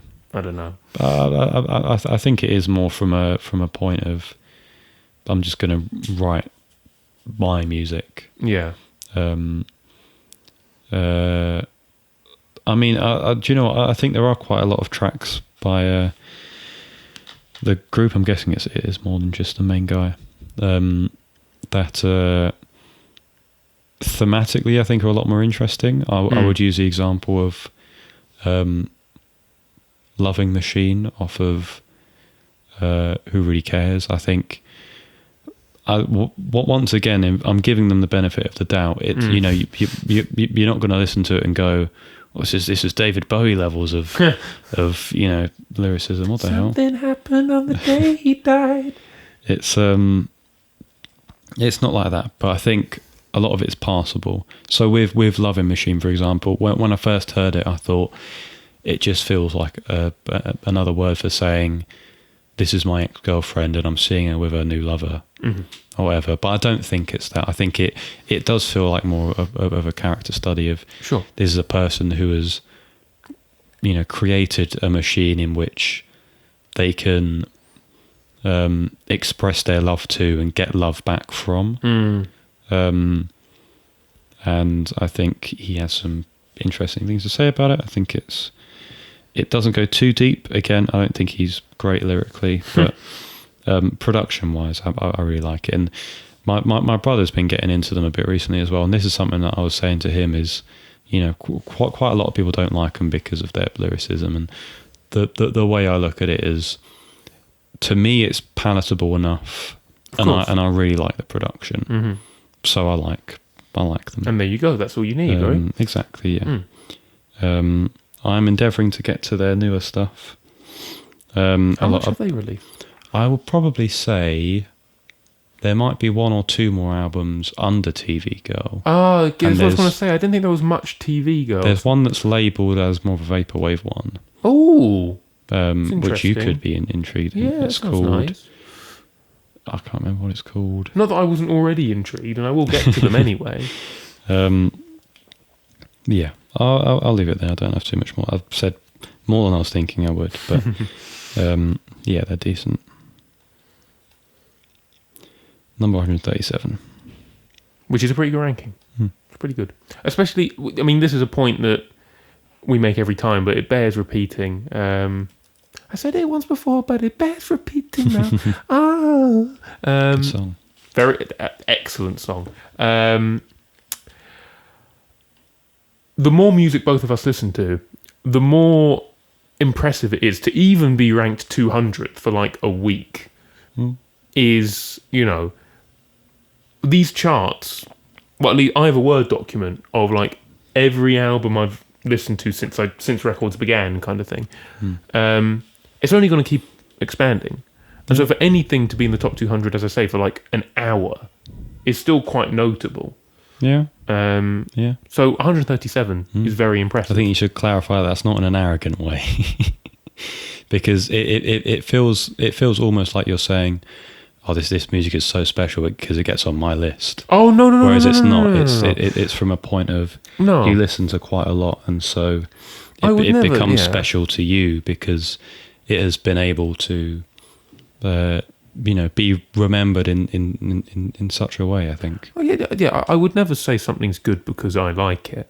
It's more so just that for a very short period of time, rather, even if it was for a very short period of time, what I'm trying to say is for it to be that, to get a ranking like that, I suppose, in this thing that I don't even like that much, this ranking system, but it's useful, as I've said, for it to be that high for even just a second, is not me saying, oh, it must be a good album because I like it. It's me saying, it must mean a lot to me, is the point I'm making. Yeah. Well worded. Thank you. Your next one. This was something I think, and it was who I believe to be the Caretaker. It had the vibe. Mm-hmm. It had the lounge jazz, Mm-hmm. and it had the scuffling noises in the background. Mm-hmm. I said it was called "It Comes and It Goes." Good. I like that. I like his titles, but The titles are good. I put Pundaphonic / lo-fi jazz. Sure. Trying to get somewhere within what you might consider the Caretaker genre to be. Which is I a bit feel like tough, he's yeah. hard to pin down, but 2019, I figured it might be off of Everywhere in India Time. I know that's an album that you've used a couple times before. Maybe it's a different one. I know he's got a few others, so yeah. 3. Cool, thank you. I found the way you opened your answer to be oddly appropriate when you went, yes, for this one, I think. It's a good point. I think. And that just felt like quite an appropriate way to start talking about Everywhere at the End of Time by The Caretaker. Wow. Which I have spoken about before, and it is an album of such huge online presence and reputation that in many ways I don't want to say anything more. I think if you've heard about it, grit your teeth, feel confident and listen to it. There's probably some kind of reward. Actually, no, let me write this differently. You might get something slightly more out of it if you listen to it in one go, but you're not going to get an achievement. Your life's not going to be altered forever if you listen to it in one go. It's about 6 hours long, the whole compilation. I did it in maybe, it felt like 2.5 sittings or something. Wow. I had one day where I was, my girlfriend had a drama school audition. And while she was doing that, I was left to my own devices in Guildford. And so I just had a wander. And I got a good chunk of this done, right? So that's why I could do it in as few sittings as that. But you can break it up. There are 6 parts. You can probably work your way that way. So yeah, if you know about it, I'd say just find the time, be confident, listen to it. It is sad. It can be a bit disturbing and eerie, but you're not going to have sleepless nights, kind of thing. Yeah. If you don't know about it, it is meant to be a depiction of someone progressing through the stages of Alzheimer's, basically, which I forgot what's his actual name again. Leyland Kirby. Thank you, Leyland Kirby. Clearly has a lot of respect for it. It's done in a respectful way. Yeah. It's not sloppy or anything. No. It is disturbing and eerie, and it's sad, and it pays respect to how crippling and debilitating an illness it is. It wouldn't be right if someone trying to depict that realistically through music, it didn't make you feel uneasy. It wouldn't be a good depiction. It should be disturbing, and at times it most definitely is. The general sound of The Caretaker is an incredibly eerie one. the way he uses the turntables and everything, you get this scuffling noise and everything, which is just weird. It's off-putting. Yeah. But I think if we're talking about production a lot on this episode, from a production perspective, it is really mesmerizing at points. It's so unique and it's so interesting. I suppose if you are in that category of someone who's never heard of this before, what I've just described probably sounds like a horrible listening experience. It's not. It uses a lot of like jazz standards and show tunes and stuff. And so there's, from a traditional perspective, I suppose there's good music, I say in inverted commas, but it is just fascinating. Yeah. And it does feel like one of those albums that you should just listen to. It's quite an important thing. Yeah. If not for anything else, the immense online presence it's garnered. I can't really think of anything in recent memory that quite compares to like the chokehold this had at points on YouTube, for instance. The amount of video essays and stuff and live reactions and everything, reacting to Everywhere at the End of Time, videos like this. Yeah. It's important, and I'll leave it there. Yeah. Did I actually give my answer? I don't know if I did. The Caretaker. This is E3, which is titled, as Chris said, they're good titles. Hidden Sea, Buried Deep. Very evocative. 2019. I said dark ambient, or glitch, or plunderphonics, or sound collage. Collage. 164th is where I have it at the moment. Everywhere at the End of Time. I think they're an artist that are very how would I say? Like there's quite easy ways to get into them. I've listened to An Empty Bliss Beyond This World, and that's Libet's Delay, guys. It's iconic. Yeah, exactly. It's a good tune.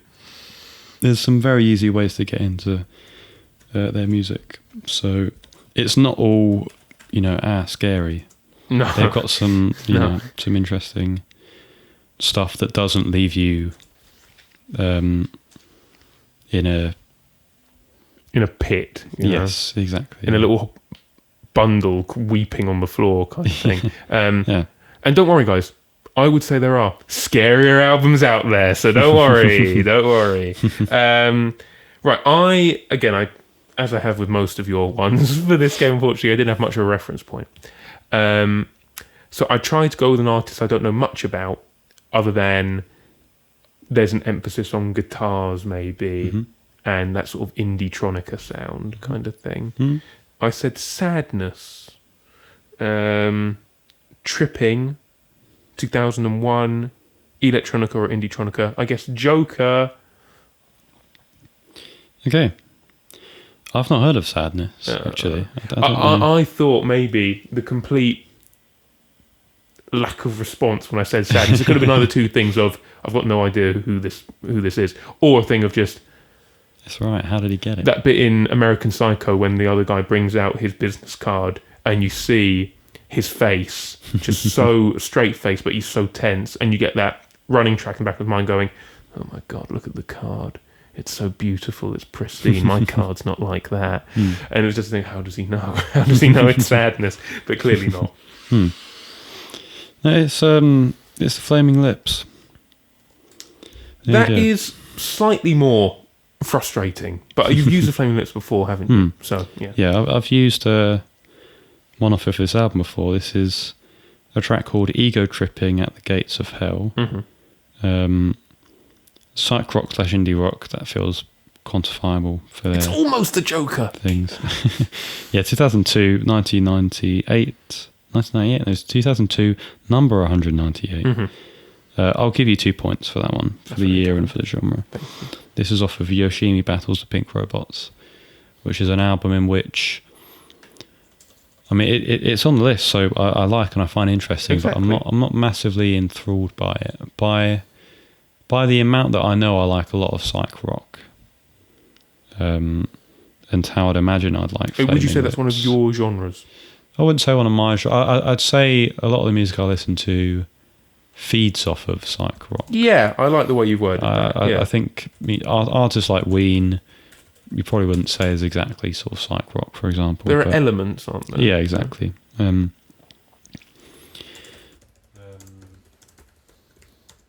But no, this is it's a decent album. I'm just not massive on Is his name Wayne Coyne?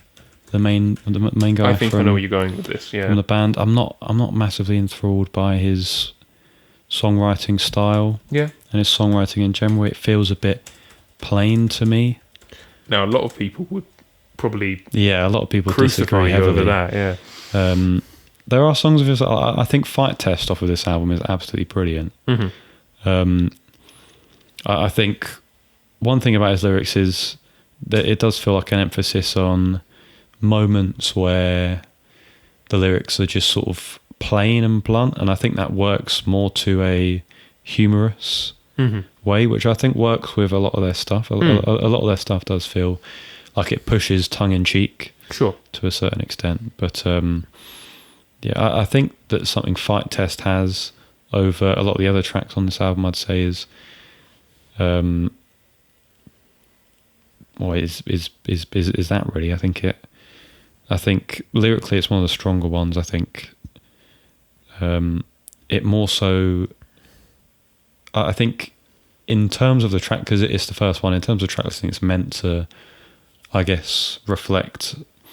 I don't know. Maybe if it's like, if you're imagining it as like a video game, maybe it's like a test stage or something. I don't know, but the whole idea of that track is you will have fights in your life and you'll have to talk about them. I'm going to use this on Chris's tunes this week, so there we go. It's been decided. So I'll talk about it more there, and I'll use this time to talk more about Ego Tripping at the Gates of Hell. Another track I think is all right, not massive on. All right. Not massive on it. I think I like the way you said that. It uses something in which I feel is a cool thematic device on the album, which is using synths and stuff as to reflect the robots in terms of the. It does feel like a concept album. I think it probably is. I think structure-wise, I think you're sort of listening to it and you're going, it's pulling really hard on that, because sometimes it feels like, say with the two title tracks, both Yoshimi Battles of Pink Robots 1 and 2, they feel more like, they're setting. I've just been holding down the minus key so long. I saw on my. It says you're typing on my His Discord. hands aren't on the keyboard. It feels like it's going to set a precedent for some sort of narrative, but I don't think that continues throughout the album. Sure. And if it does, it's not massively evident, and they sort of layer it as, I guess, just sort of normal songs. Okay.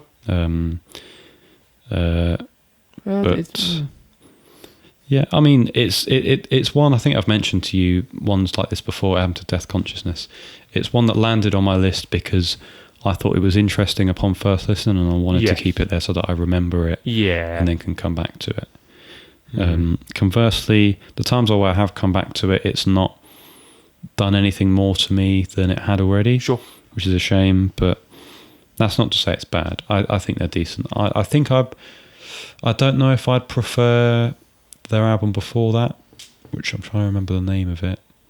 It's one that's got Race for the Prize on. Soft Bulletin? Yes, a Soft Bulletin, yes. The yellow one, right? It's like yellow, a bit blue, a bit black. It's not on my list, so maybe I'm lying. But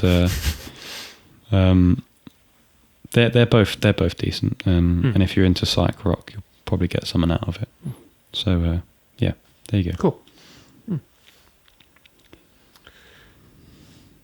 Your Flaming Lips. They're on the list. They're not stunningly high, so I don't know when I'll quite get to them, but I will do. Yeah. Very, very acclaimed. Yeah, Cult absolutely. following, I'd say. Yeah.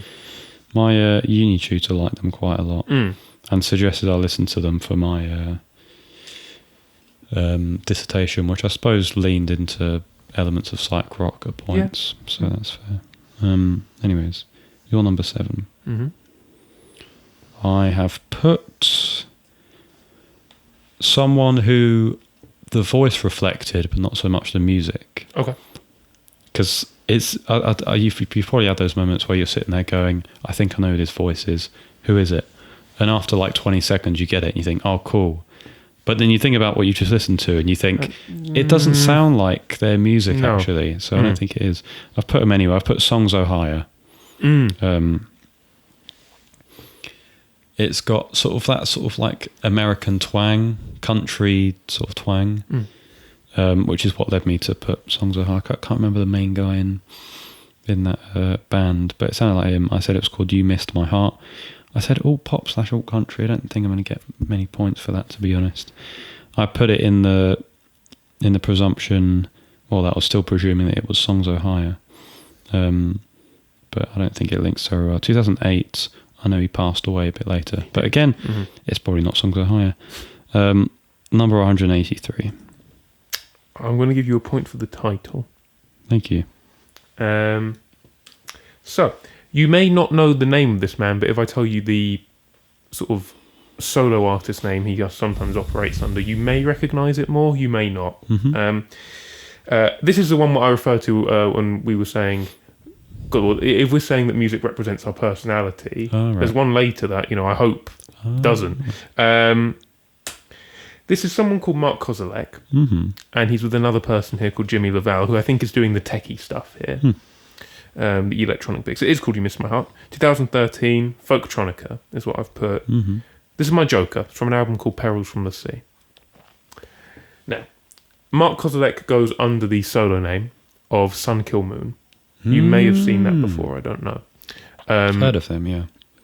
Albums that have got a lot of coverage are... there's Benji, I think that's probably the most famous one, which just looks like quite a faded shot of the countryside. Okay. And then there's... God, what's the name of it? It is... I should know it because it's my preferred album by him. Ghosts of the Great Highway. Okay. Which is his first album under that title. Now, I should say this right off the bat.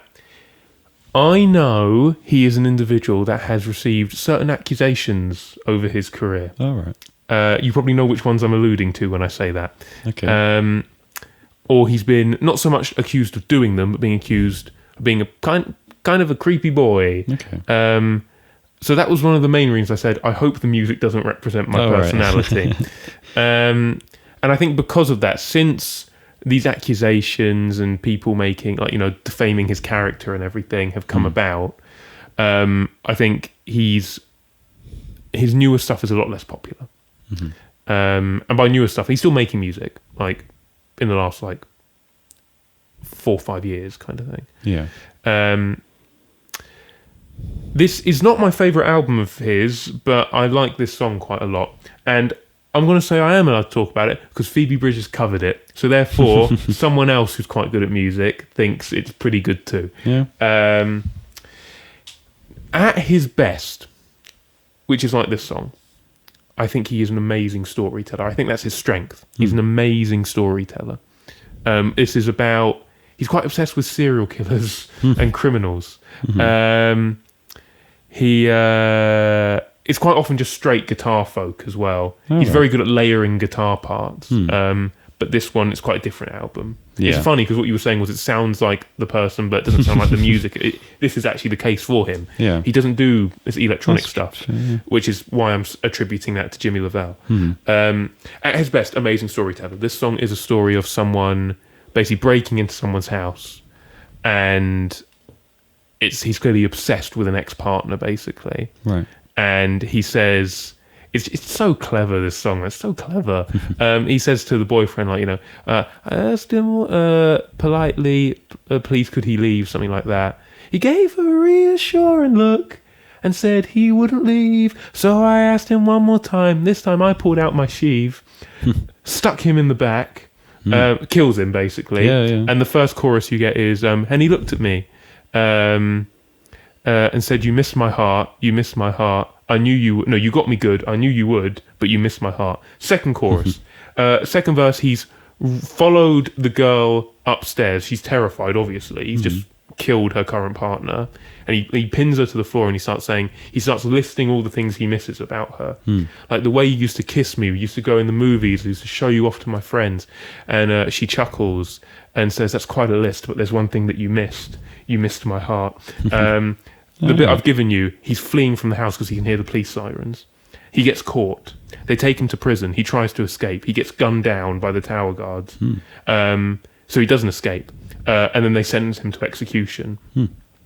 And the priest read my last rites just before everything went dark. I said, you missed my heart.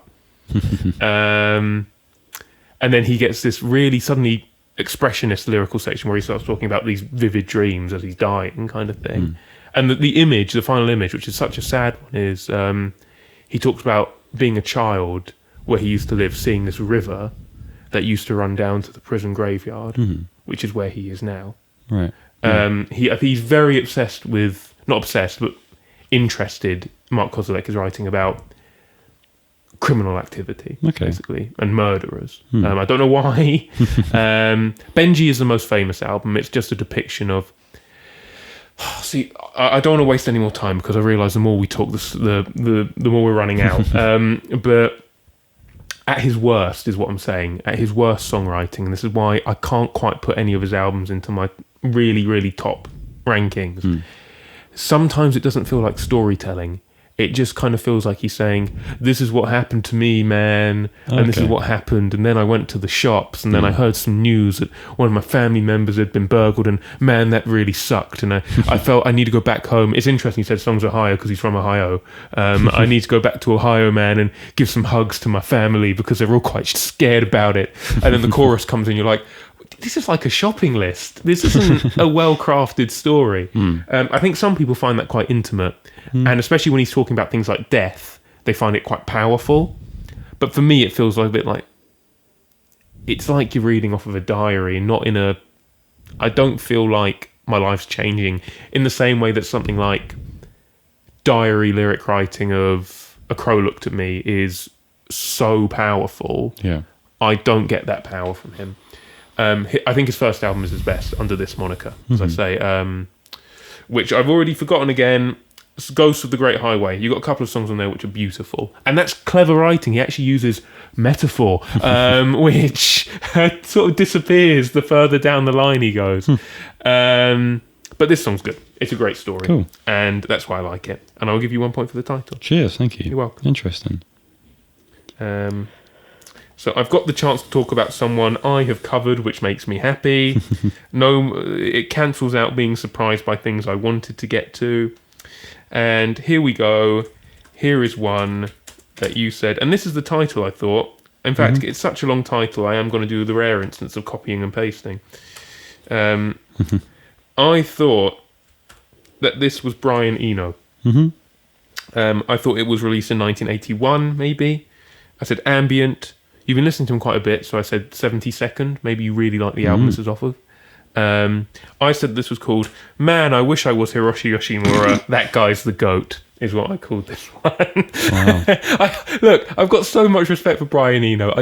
I'm finding forcing a comparison between the two quite amusing, so I will keep doing it.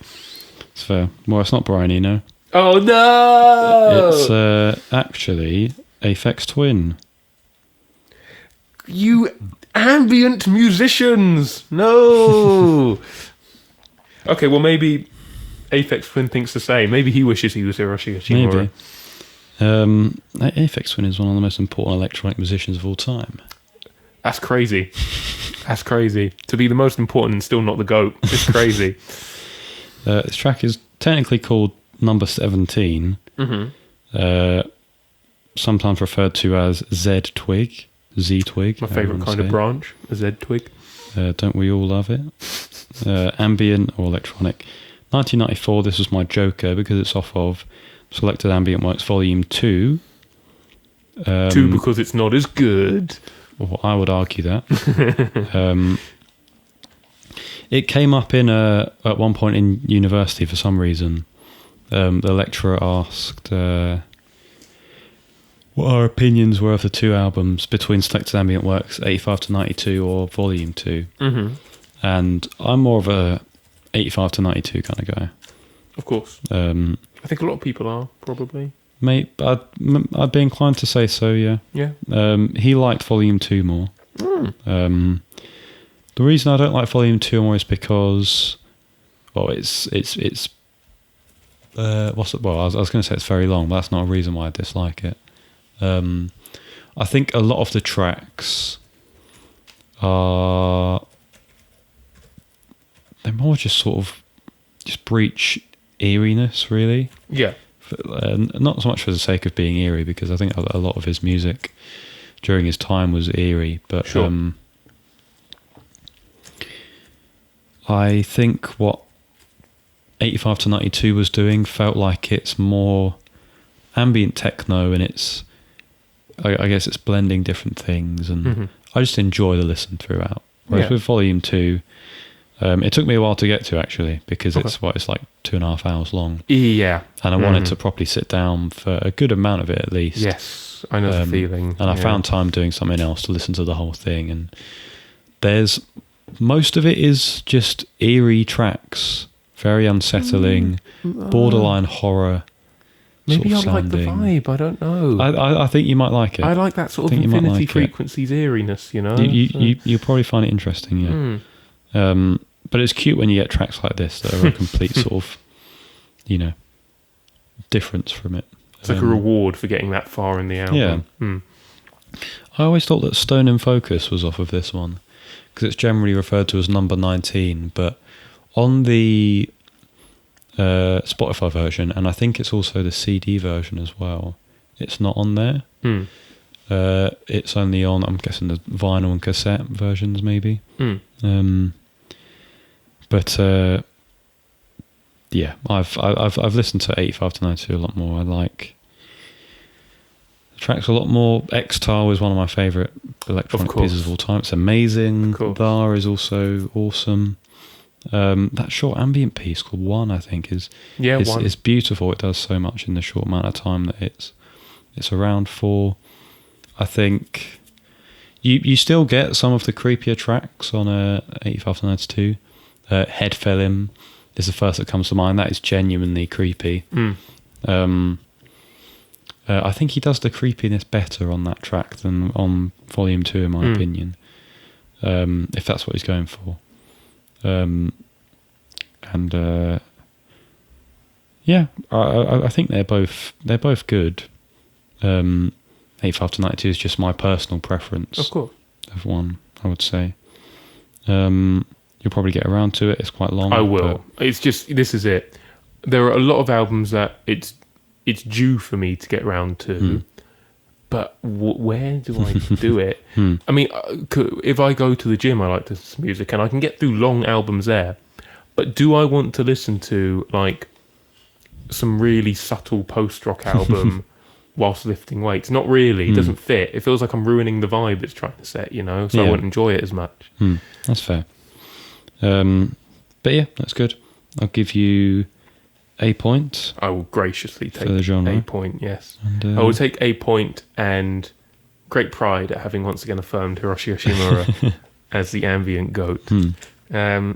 Would you say that Aphex Twin are not as creepy as Boards of Canada?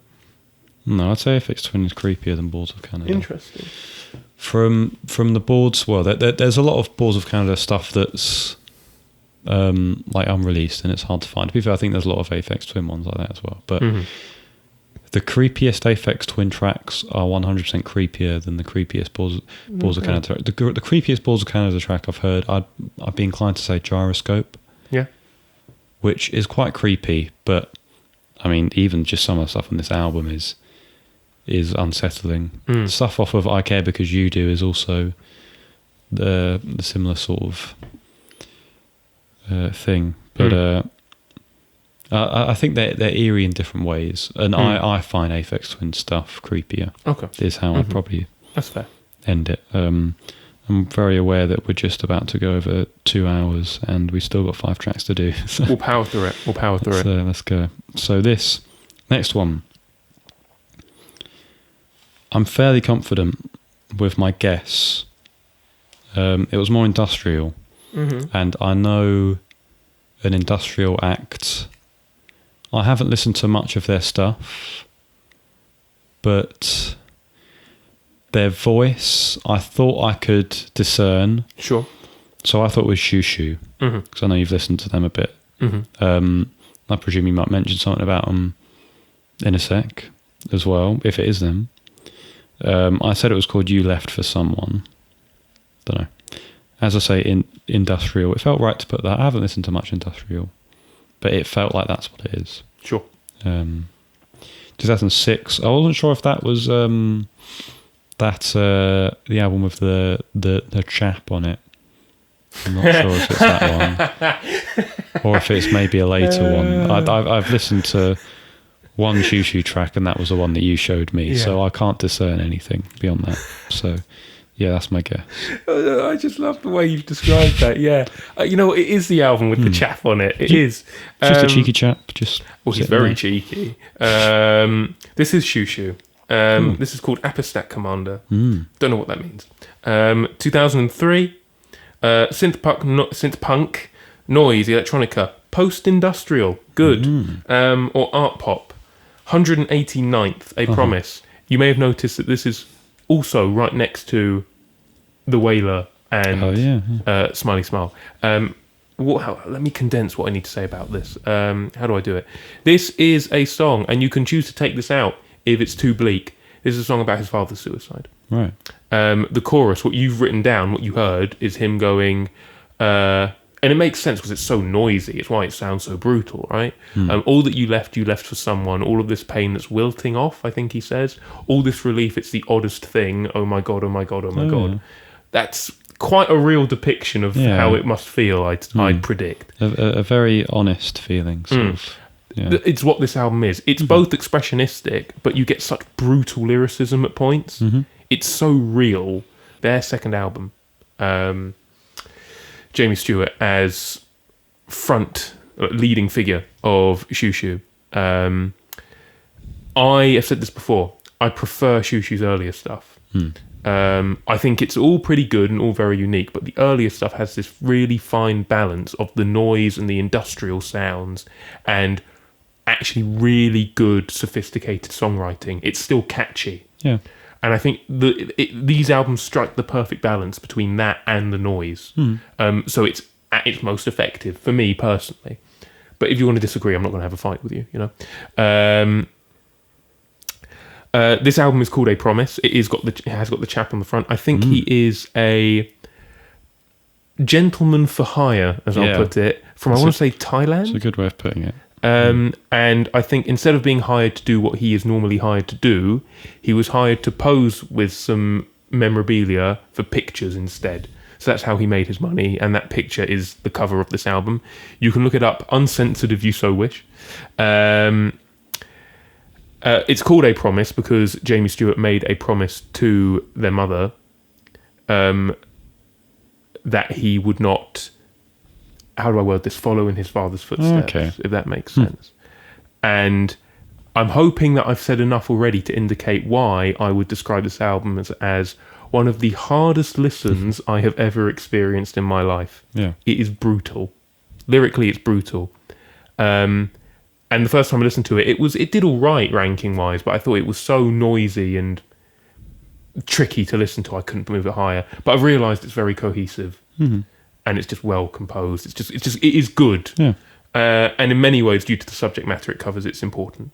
I'll leave it there. I will give you the... Did I tell you how many points? No. 3. I think so. 3, thank you. Yes. Cheers. Oh, that's what I didn't say very quickly. I interviewed Jamie Stewart. I interviewed them for Atwood Magazine. I've spoken about this before. I do write for them. I've already got some articles published. Bit of, this is my self-publicising moment. They were such a joy to talk to. They were so sweet and so lovely and so happy to tell me about their writing process, which I'm hoping you can gather is an incredibly unique one. So it was so fascinating. When it does get published, I recommend you read it. Not for me, just because it's interesting. Jamie Stewart, if you ever happen to listen to this podcast, you were wonderful. Thank you for being so accommodating to me. Moving on. I don't want to talk any more about that because at that point it gets arrogant. It's like, let's talk about me. This was a rapping man. Mm-hmm. Your number 9 was a rapping man. Was it the rapping man you like? Is the question. There's a few rapping men that I like. No, but like you're like king of rapping men. It's up to you to just. I think tell it me. was. Okay. I put Earl. Mm-hmm. I said No Prisoners. 2019. Experimental hip hop. And if it is him, my logic was he's got one album that's particularly high, if you catch my drift. So I said 1, even though I have listened to that, and I don't remember this being on there. Oh, yeah, listened. Oh, yeah, I think we listened to it together, yeah.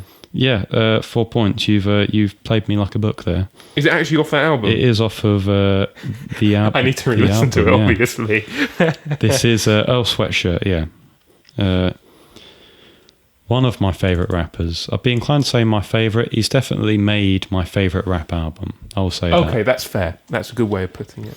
The track is called Eclipse. I put abstract hip-hop. Experimental hip-hop was probably a better genre quantifier, so well done. 2018. This is, what I would say, if anyone was to ask me what my favourite album of all time is, I think 98% of the time I would say Some Rap Songs by Earl Sweatshirt. It is, and I thought it would be a nice time to talk about it on the podcast, because I don't think I've talked about it on the podcast before. I don't think you have got recorded stuff of you talking about it, no. So I thought it'll be nice too. So, I first listened to this album when I was in sixth form. I think I was 18 or 17 at the time. And I think this was sort of the first sort of time where I think maybe generally in life you start to feel... Sometimes in the life. I'm just too competitive, you know. I feel, well, for me at least, it was a period of where I was starting to feel sadness a lot more depressingly. I think that makes sense. Makes complete sense. Like, sadness doesn't just become sort of a thing that is there and then goes. It's a thing in which comes to you and then will stay there for a bit. It'll linger and sometimes affects your mood for quite a lot of the day. Of course. Maybe the whole day. And then it will go. It's not sadness in moments. It's sadness, as you say, that lingers, which is different. As a mood, yeah. And I think it was a interesting time for this album to be released, for me to find it, because I was at this point getting into Earl Sweatshirt. I'd listened to, I think, probably both Doris and I Don't Like Stuff. I Don't Go Outside. Big fan of I Don't Like Stuff. I Don't Go Outside. But yeah, then this came out and I listened to it, and I think it's one that I had to listen to a lot to really understand it. The first time I listened to it, I thought, this is cool. So I was like, it's cool, I like it. Third listen, oh my gosh. Yes. Oh, it's starting to hit in ways I didn't realise. Yeah. I think it does fascinate me, because what he does on this album is so different and experimental. And it feels almost like an accidental way, because I think about the way in which he was talking about his contemporaries that inspired him for this album, other rappers like Mike, primarily, and who else might I say? There was a guy named Maxo who was doing that sort of thing around this sort of time. He had groups of artists who were doing this sort of more lo-fi hip-hop rapping sort of thing. Lo-fi in terms of not like lo-fi hip-hop and people rapping over it, of course, but people rapping over a hip-hop beat and it's lo-fi. And I listened to this album, I think it's so much further in an experimental direction than these albums. It's doing so much better a job, but he's talking about it as if he's like, this is what inspired me and this is cool. And you listen to some of his more recent albums and you think they're more in a direction to which those other contemporaries are still working in. And it makes me sort of think, I can't tell if this ended up landing on like an accidental thing or that's interesting or not. I think to me it feels more like a culmination of the years in which he would have described himself as very depressed. That I completely agree with. I Don't Like Stuff, I think, is maybe on a slightly lower level in terms of depressing of an album, because I feel like some rap songs, it's sort of like a time where it feels like Earl is getting out of that sort of time of his life, and he's reflecting on it all and sort of saying, oh, that was really bad. Yes, which does happen. Suddenly you know, a month has passed and you look back and go, oh, hang on, wait, that wasn't a good time. You don't even realise that was a difficult period. Yeah, exactly. And I think what this track in specific, I feel with quite a lot of Earl albums, and you could make a case for certain hip-hop tracks in general, is they're not hyper-focused, but I think what Earl does very well is he doesn't always stay hyper-focused, but he's one of those lyricists who every line is still important, and it relates in some way. I love that. I love that. And they're ones that you can read and unpack a lot. It's poetry in essence. Just knock the mic a little bit. I noticed that you seem to have done the same thing that I did earlier, and typing a bunch of letters into the chat. And yeah, with Eclipse, thematically, it seems the main line that it takes for me is where he says, "Say goodbye to my openness, a total eclipse." Which I guess you could say it speaks more to mood swings, and I guess how easy it is in that sort of state to, I guess, not just break your way out of a phase, but also how easy it is to stumble into it. You can have a total eclipse of character and feel like that. I could talk about this album for hours. I won't. So I'll leave you by saying the line on this track that goes, "That's me though," I sampled and used as the very final bit of my first ever album. So there you go. A little bit of Chris Law. If you wanted it. No, I'm happy you got a chance to talk about that on the podcast as well. It's in ways to music we've already discussed on this episode as well. It's an incredibly intimate album. It's raw in many ways. It is. Yeah, I think that I haven't even spoken about the production. It's very lo-fi, and I think that's probably what pushes it away from its contemporaries, because it feels very degraded. But that's very cool. And yeah, you got 4 points. Thank you very much. That's his number one album, by the way, guys. Number one. Don't take that lightly. What I would probably describe as. Your number 9. Number 9. Now, this was the band who I listened to, and I said, there's one band screaming out to me that if I don't put, I'm going to kick myself. Yes.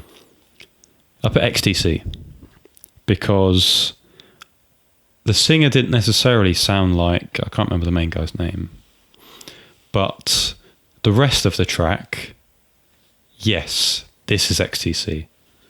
It felt like, in essence, post-punky. Especially that bass. I'm listening to it now. Yes, the bass. Very, very XTC. I've only listened to one XTC album, and I don't remember this being on there. Okay. I guessed it was called Goodbye Toulouse, which I think was a very lovely name. Post-punk, as I said, 1979, around the post-punk era.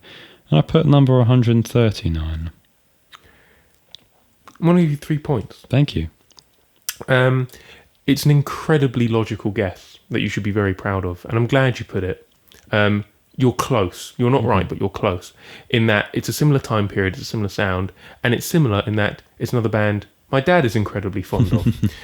These are the Stranglers. Wow. It is Goodbye Toulouse. You've done really well. 1977, new wave or punk rock. 119th, which is a good ranking. This album is for Rattus Norvegicus. I'm going to give myself a maximum of 3 or 4 minutes to talk about this. I'll try and condense it again. I'm starting to work with the Stranglers now. It's one of my side projects. Whilst listening to music I've never listened to before, I'm trying to complete discographies of bands I'm already fairly familiar with. And so far, Stranglers proving a very fruitful pursuit. Cool. This is a banger, right? It's what helps is because Dad used to play them a lot when I was growing up. I already know a lot of the songs on this, and so that's going to contribute to quite a positive reaction, obviously, because I remember a lot of these songs. I go, "Oh, this is a great song. Oh, this is a great song." That's nice. And every time I have spoken about the Stranglers, Dad has, every single time he's gone, have you listened to Rattus Norvegicus? Every single time. I was like, no, not yet. I've only listened to Aural Sculpture, not Rattus Norvegicus. And now I've listened to Rattus Norvegicus, and it's a banger. It's great.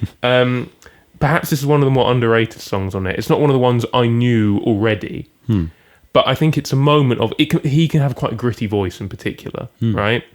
But it's a moment where it's one of the... Despite the punkiness of a lot of Stranglers' music, it's one of the prettier songs, I think. Cool. Your streets are paved with love, blue sky... streets are paved with love, blue skies, goodbye, Toulouse. I don't know what his relationship with Toulouse is, but maybe a good one, it seems. Yeah. And then you've got the keyboard and guitars overlapping as it does in most good Stranglers music. The drumming of Jet Black is brilliant. The bass playing, man. If there's a Strangler song we cover, it's this one. I'm telling you, this hits. It's a great album. I will continue with the Stranglers and keep you posted. Cool. This is a great song. I like the band, man. Once again, shout out, Dad.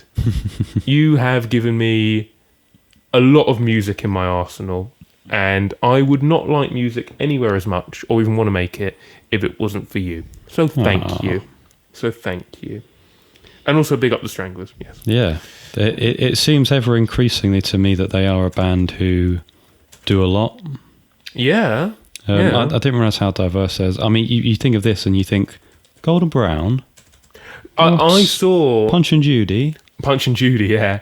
I saw someone make a really good statement about this. I can't remember where I saw it. It must have been on YouTube somewhere, saying that the Stranglers found themselves at a really weird time. They didn't join music young. It was kind of like someone pulling together a band. Oh, right. And they came in the moment of this new wave punk rock. Synth wave is starting to bubble up. It's not synth wave, synth pop is starting to bubble up as well. And they never quite fit any of them, is how this person put it. And I kind of agree. So they take stuff from each of these areas, but they're always just outside of them. Yeah. Which is why I think they have that variety to their sound. Yeah. Interesting. You mentioned Guildford earlier. They are from Guildford. There you go. Which is interesting. One of the few good things to come out of... I shouldn't say that. I shouldn't say that.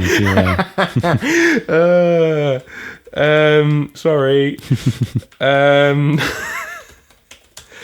Okay, so I'm hoping that we've still got enough time to say sufficient stuff about our last selections, because they seem to be the most interesting discussions. This is the one I pondered a long time over trying to figure out. I knew I wasn't going to get it, but I wanted it to be a good guess, because I felt this was going to be one that was going to frustrate me. And I've come up with a good guess. I said modern baseball. I said December 2014, Saka rock, indie rock, bit of jangle in there. So I said jangle pop, and 90. Okay, well, this might be one in which you batten down the hatches. Wanted to listen to. I don't know. Okay. This is what some would determine the kings of slacker rock. Pavement. Oh, it's Pavement. Yeah, I was going to get to Pavement. Again, I'm not too upset. I'm more just interested. Yeah. No, so, this is a track of theirs called Gold Sounds. I hope what happened last time doesn't happen again and my throat seizes up. Slacker rock or indie rock. Slacker rock? 1994. Number 113. This is off of their album Crooked Rain, what a lot of people would consider their best. They only have 5 albums. I've noticed that, yes. Easy discography to get through. And I would say that in the times where I have come across their music, I've really liked them. Okay. Again, massive cult following. Yeah, they popped up in a couple of Spotify playlists that Spotify curate for you. And I thought their stuff was very good. I think the tracks that I heard were Cut Your Hair and Range Life, which are both off of this album.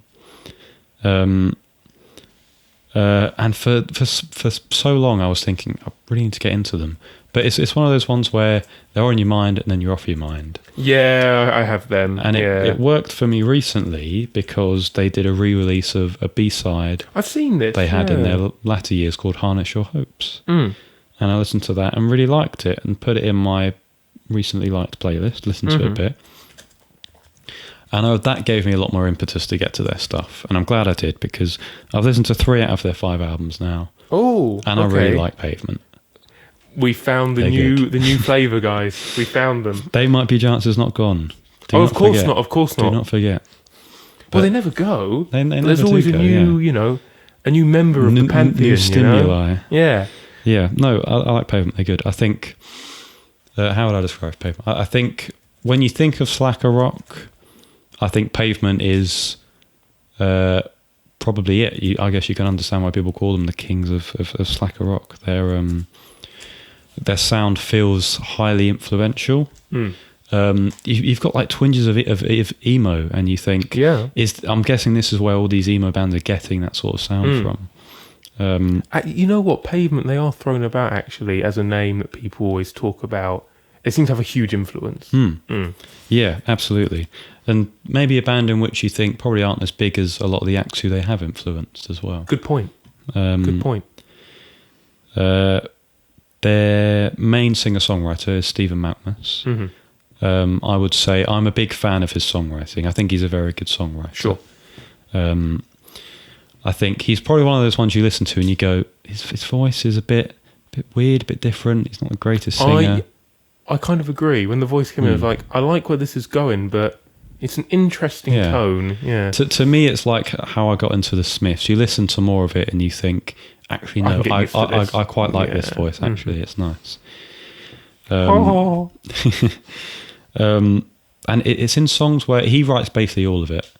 And there's songs on other albums in which are written by other members of the band. And it's in those songs where you realise just how much of Pavement's sound is Stephen Malkmus. He's so important to that sort of slacker rock sound, but also the lyrical style. Sure.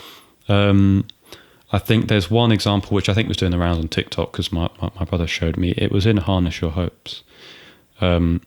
But I'll read you the lyrics now and then go into why they're very clever. Okay. So the lyrics read... Genius, guys, genius. Show me a word that rhymes with pavement, and I won't kill your family or roast them on a spit. And don't you try to etch it or permanently sketch it, or you're going to catch a bad cold. Now, let's unpack that. Show me a word that rhymes with pavement. Now, killing your parents, roasting them on a spit. Seems unfair. It does seem unfair, but there is a word that could be described as that.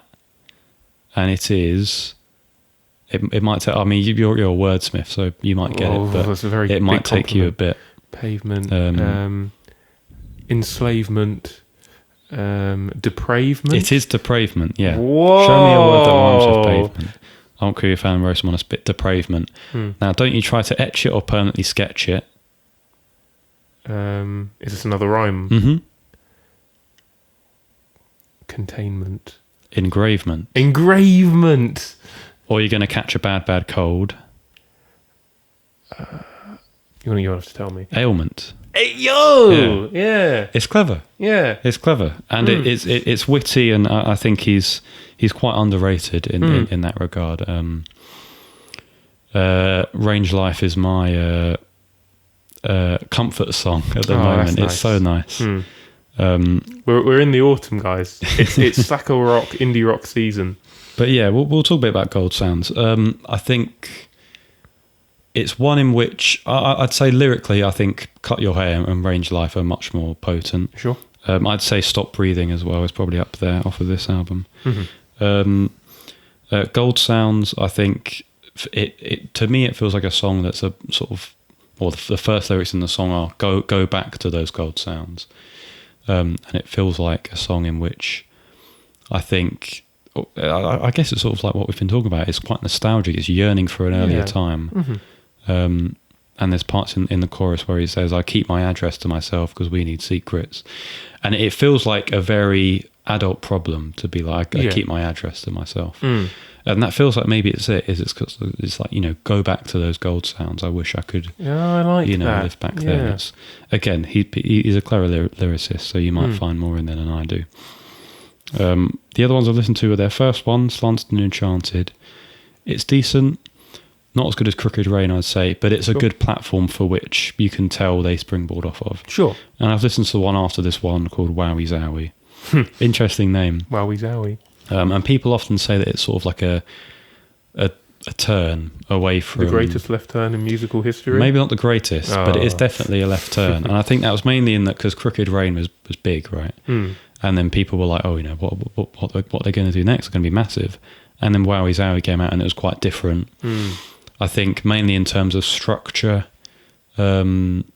I don't think the songwriting was necessarily different aside from the structure. Like he's still witty. Sure. But the music feels like it's definitely doing something different from Crooked Rain. Mm. And people at the time really didn't like it. But now people love Pavement. I mean, their music is reviewed so highly. Yes. You never realise. That's what I'm saying. Yeah. The amount that I see people pointing them as this amazing influence now. Yeah. They are brilliant, and I'm glad I'm getting into them because I really like it. Yeah. Who knows how much I'm going to like them in the coming months. Still We'll got a see. couple of albums to go. We do. Yeah, I'll leave it there, and I'll give you a point. End as we began. Well, I began with 0. So. Yeah. It's as much as I wanted to say about Pavement, I think. I mean, how much can you say about a Pavement? Am I right? Yeah. That's the thing with their name is it doesn't command attention. No. Which is interesting. I know, but I kind of like the quirkiness of it. You know, It's cool. Yeah. All right. So you're. You know, I've left this one without feeling too frustrated. I feel okay. That's good. You have to try harder. Maybe your expectations were that you were going to leave it frustrated, and you have left it less so. So you're ambivalent. Happy with that. Yeah. Your last one. Mm-hmm. Another one which I thought might be the Beach Boys. Mm-hmm. It doesn't sound like Brian Wilson, so it might be a different one, or it might just be viewing it from a different angle. The last bit of the song, where you've got all these vocal parts, feels more Beach Boysy because it's sort of barbershoppy, I guess you could say. Said it was called This Town, Chamber Pop, 1965, number 63. No gauge for that. Sure. Just yeah. Okay, so this is the Beach Boys. Cool. The third and final selection of the Beach Boys in today's game. As I say, I worked through most of their discography. This is called Heroes and Villains.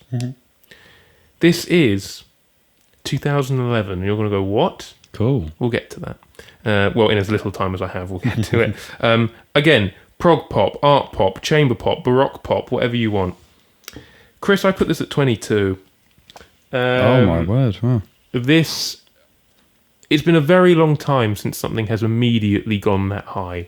Yeah. An incredibly long time. I'm not sure if anything has ever gone immediately high. It's higher than Pet Sounds. This is the Smile Sessions. So you know that abandoned album I spoke about?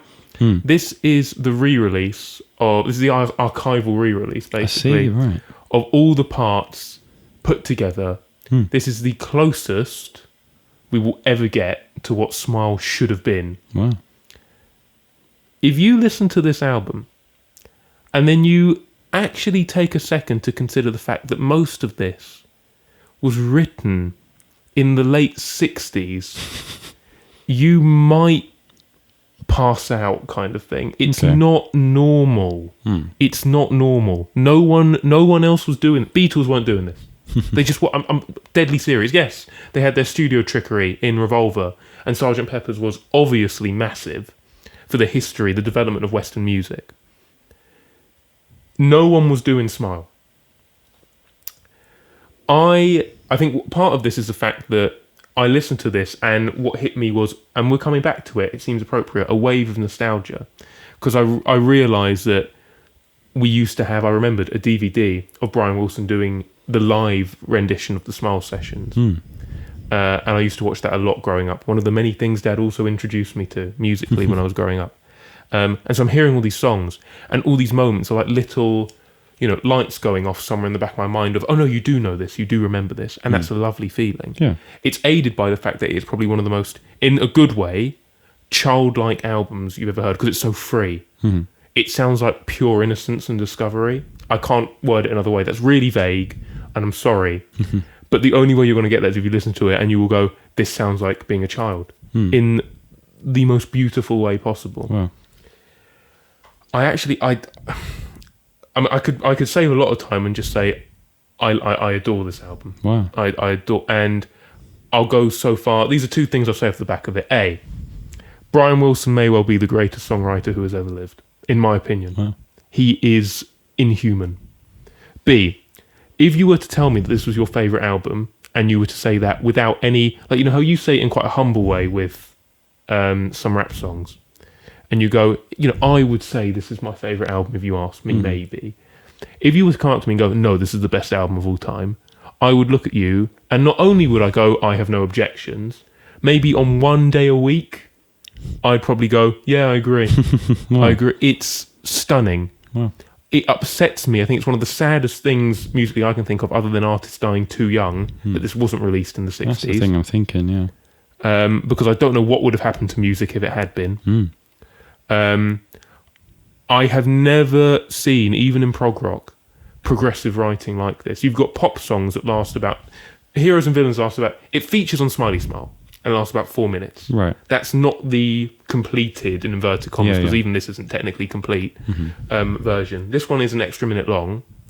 It's a completely different song suddenly. You've got instrumental sections. You've got that interlude of him almost doing this solo line, which is so beautiful. I've been in this town so long for the city. I'm fit with the stuff, too right in the rough.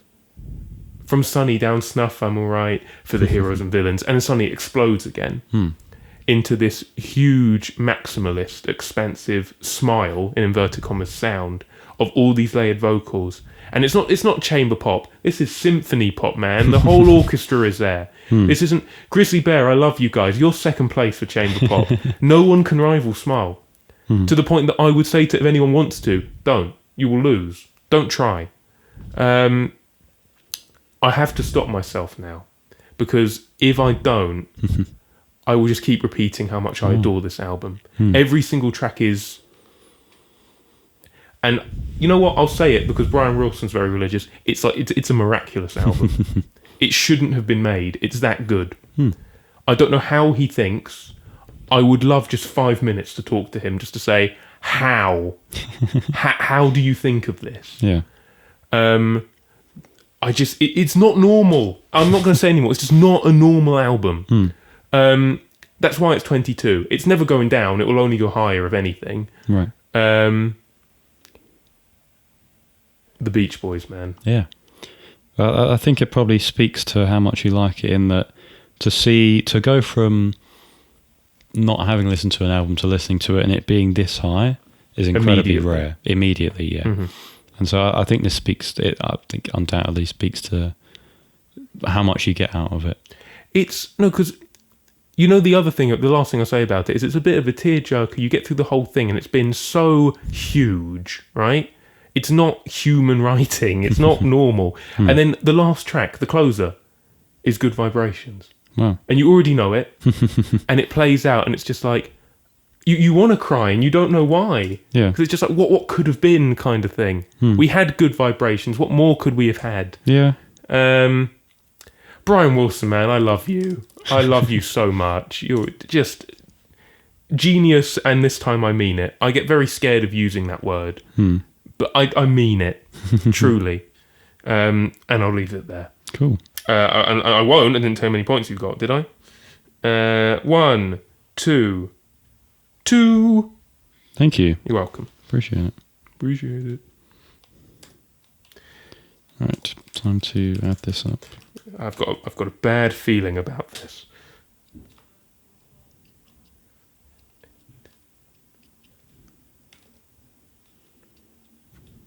No, God, no, that can't be right. That can't be right.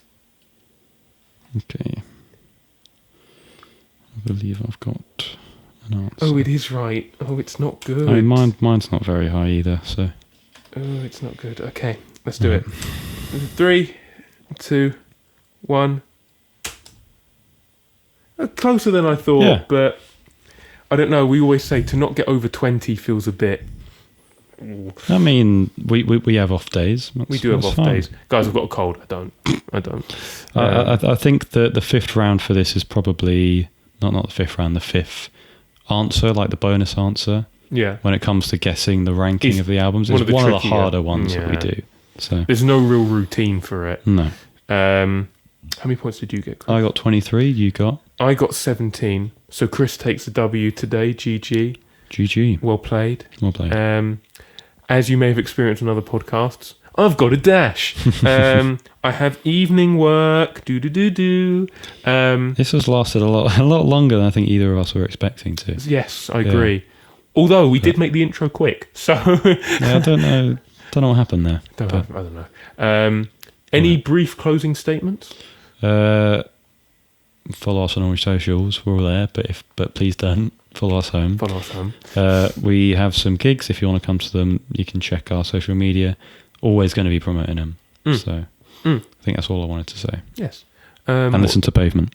This is what I was going to say. Listen to Pavement. Listen to Earl Sweatshirt. Listen to the Beach Boys. Listen to the Stranglers.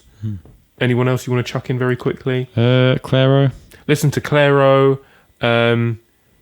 It's your choice whether you listen to Sun Kill Moon or not. He's kind of controversial. Sorry, who did you say? Guided by Voices. Guided by Voice. Yeah, well, I need to tell you who needs to listen to Guided by Voices. It's me. Listen to all those bands. Tell us which bands you like. Play this game with your friends. Tell us what your favourite episode has been. Catch us on the next one. We'll talk to you soon. I hope you've enjoyed this one, as all of them. I've got nothing more to say. Neither do I. Neither does he. Well, I've been Frederick. I've been Chris. And as always, Whiteboard Game. Forever.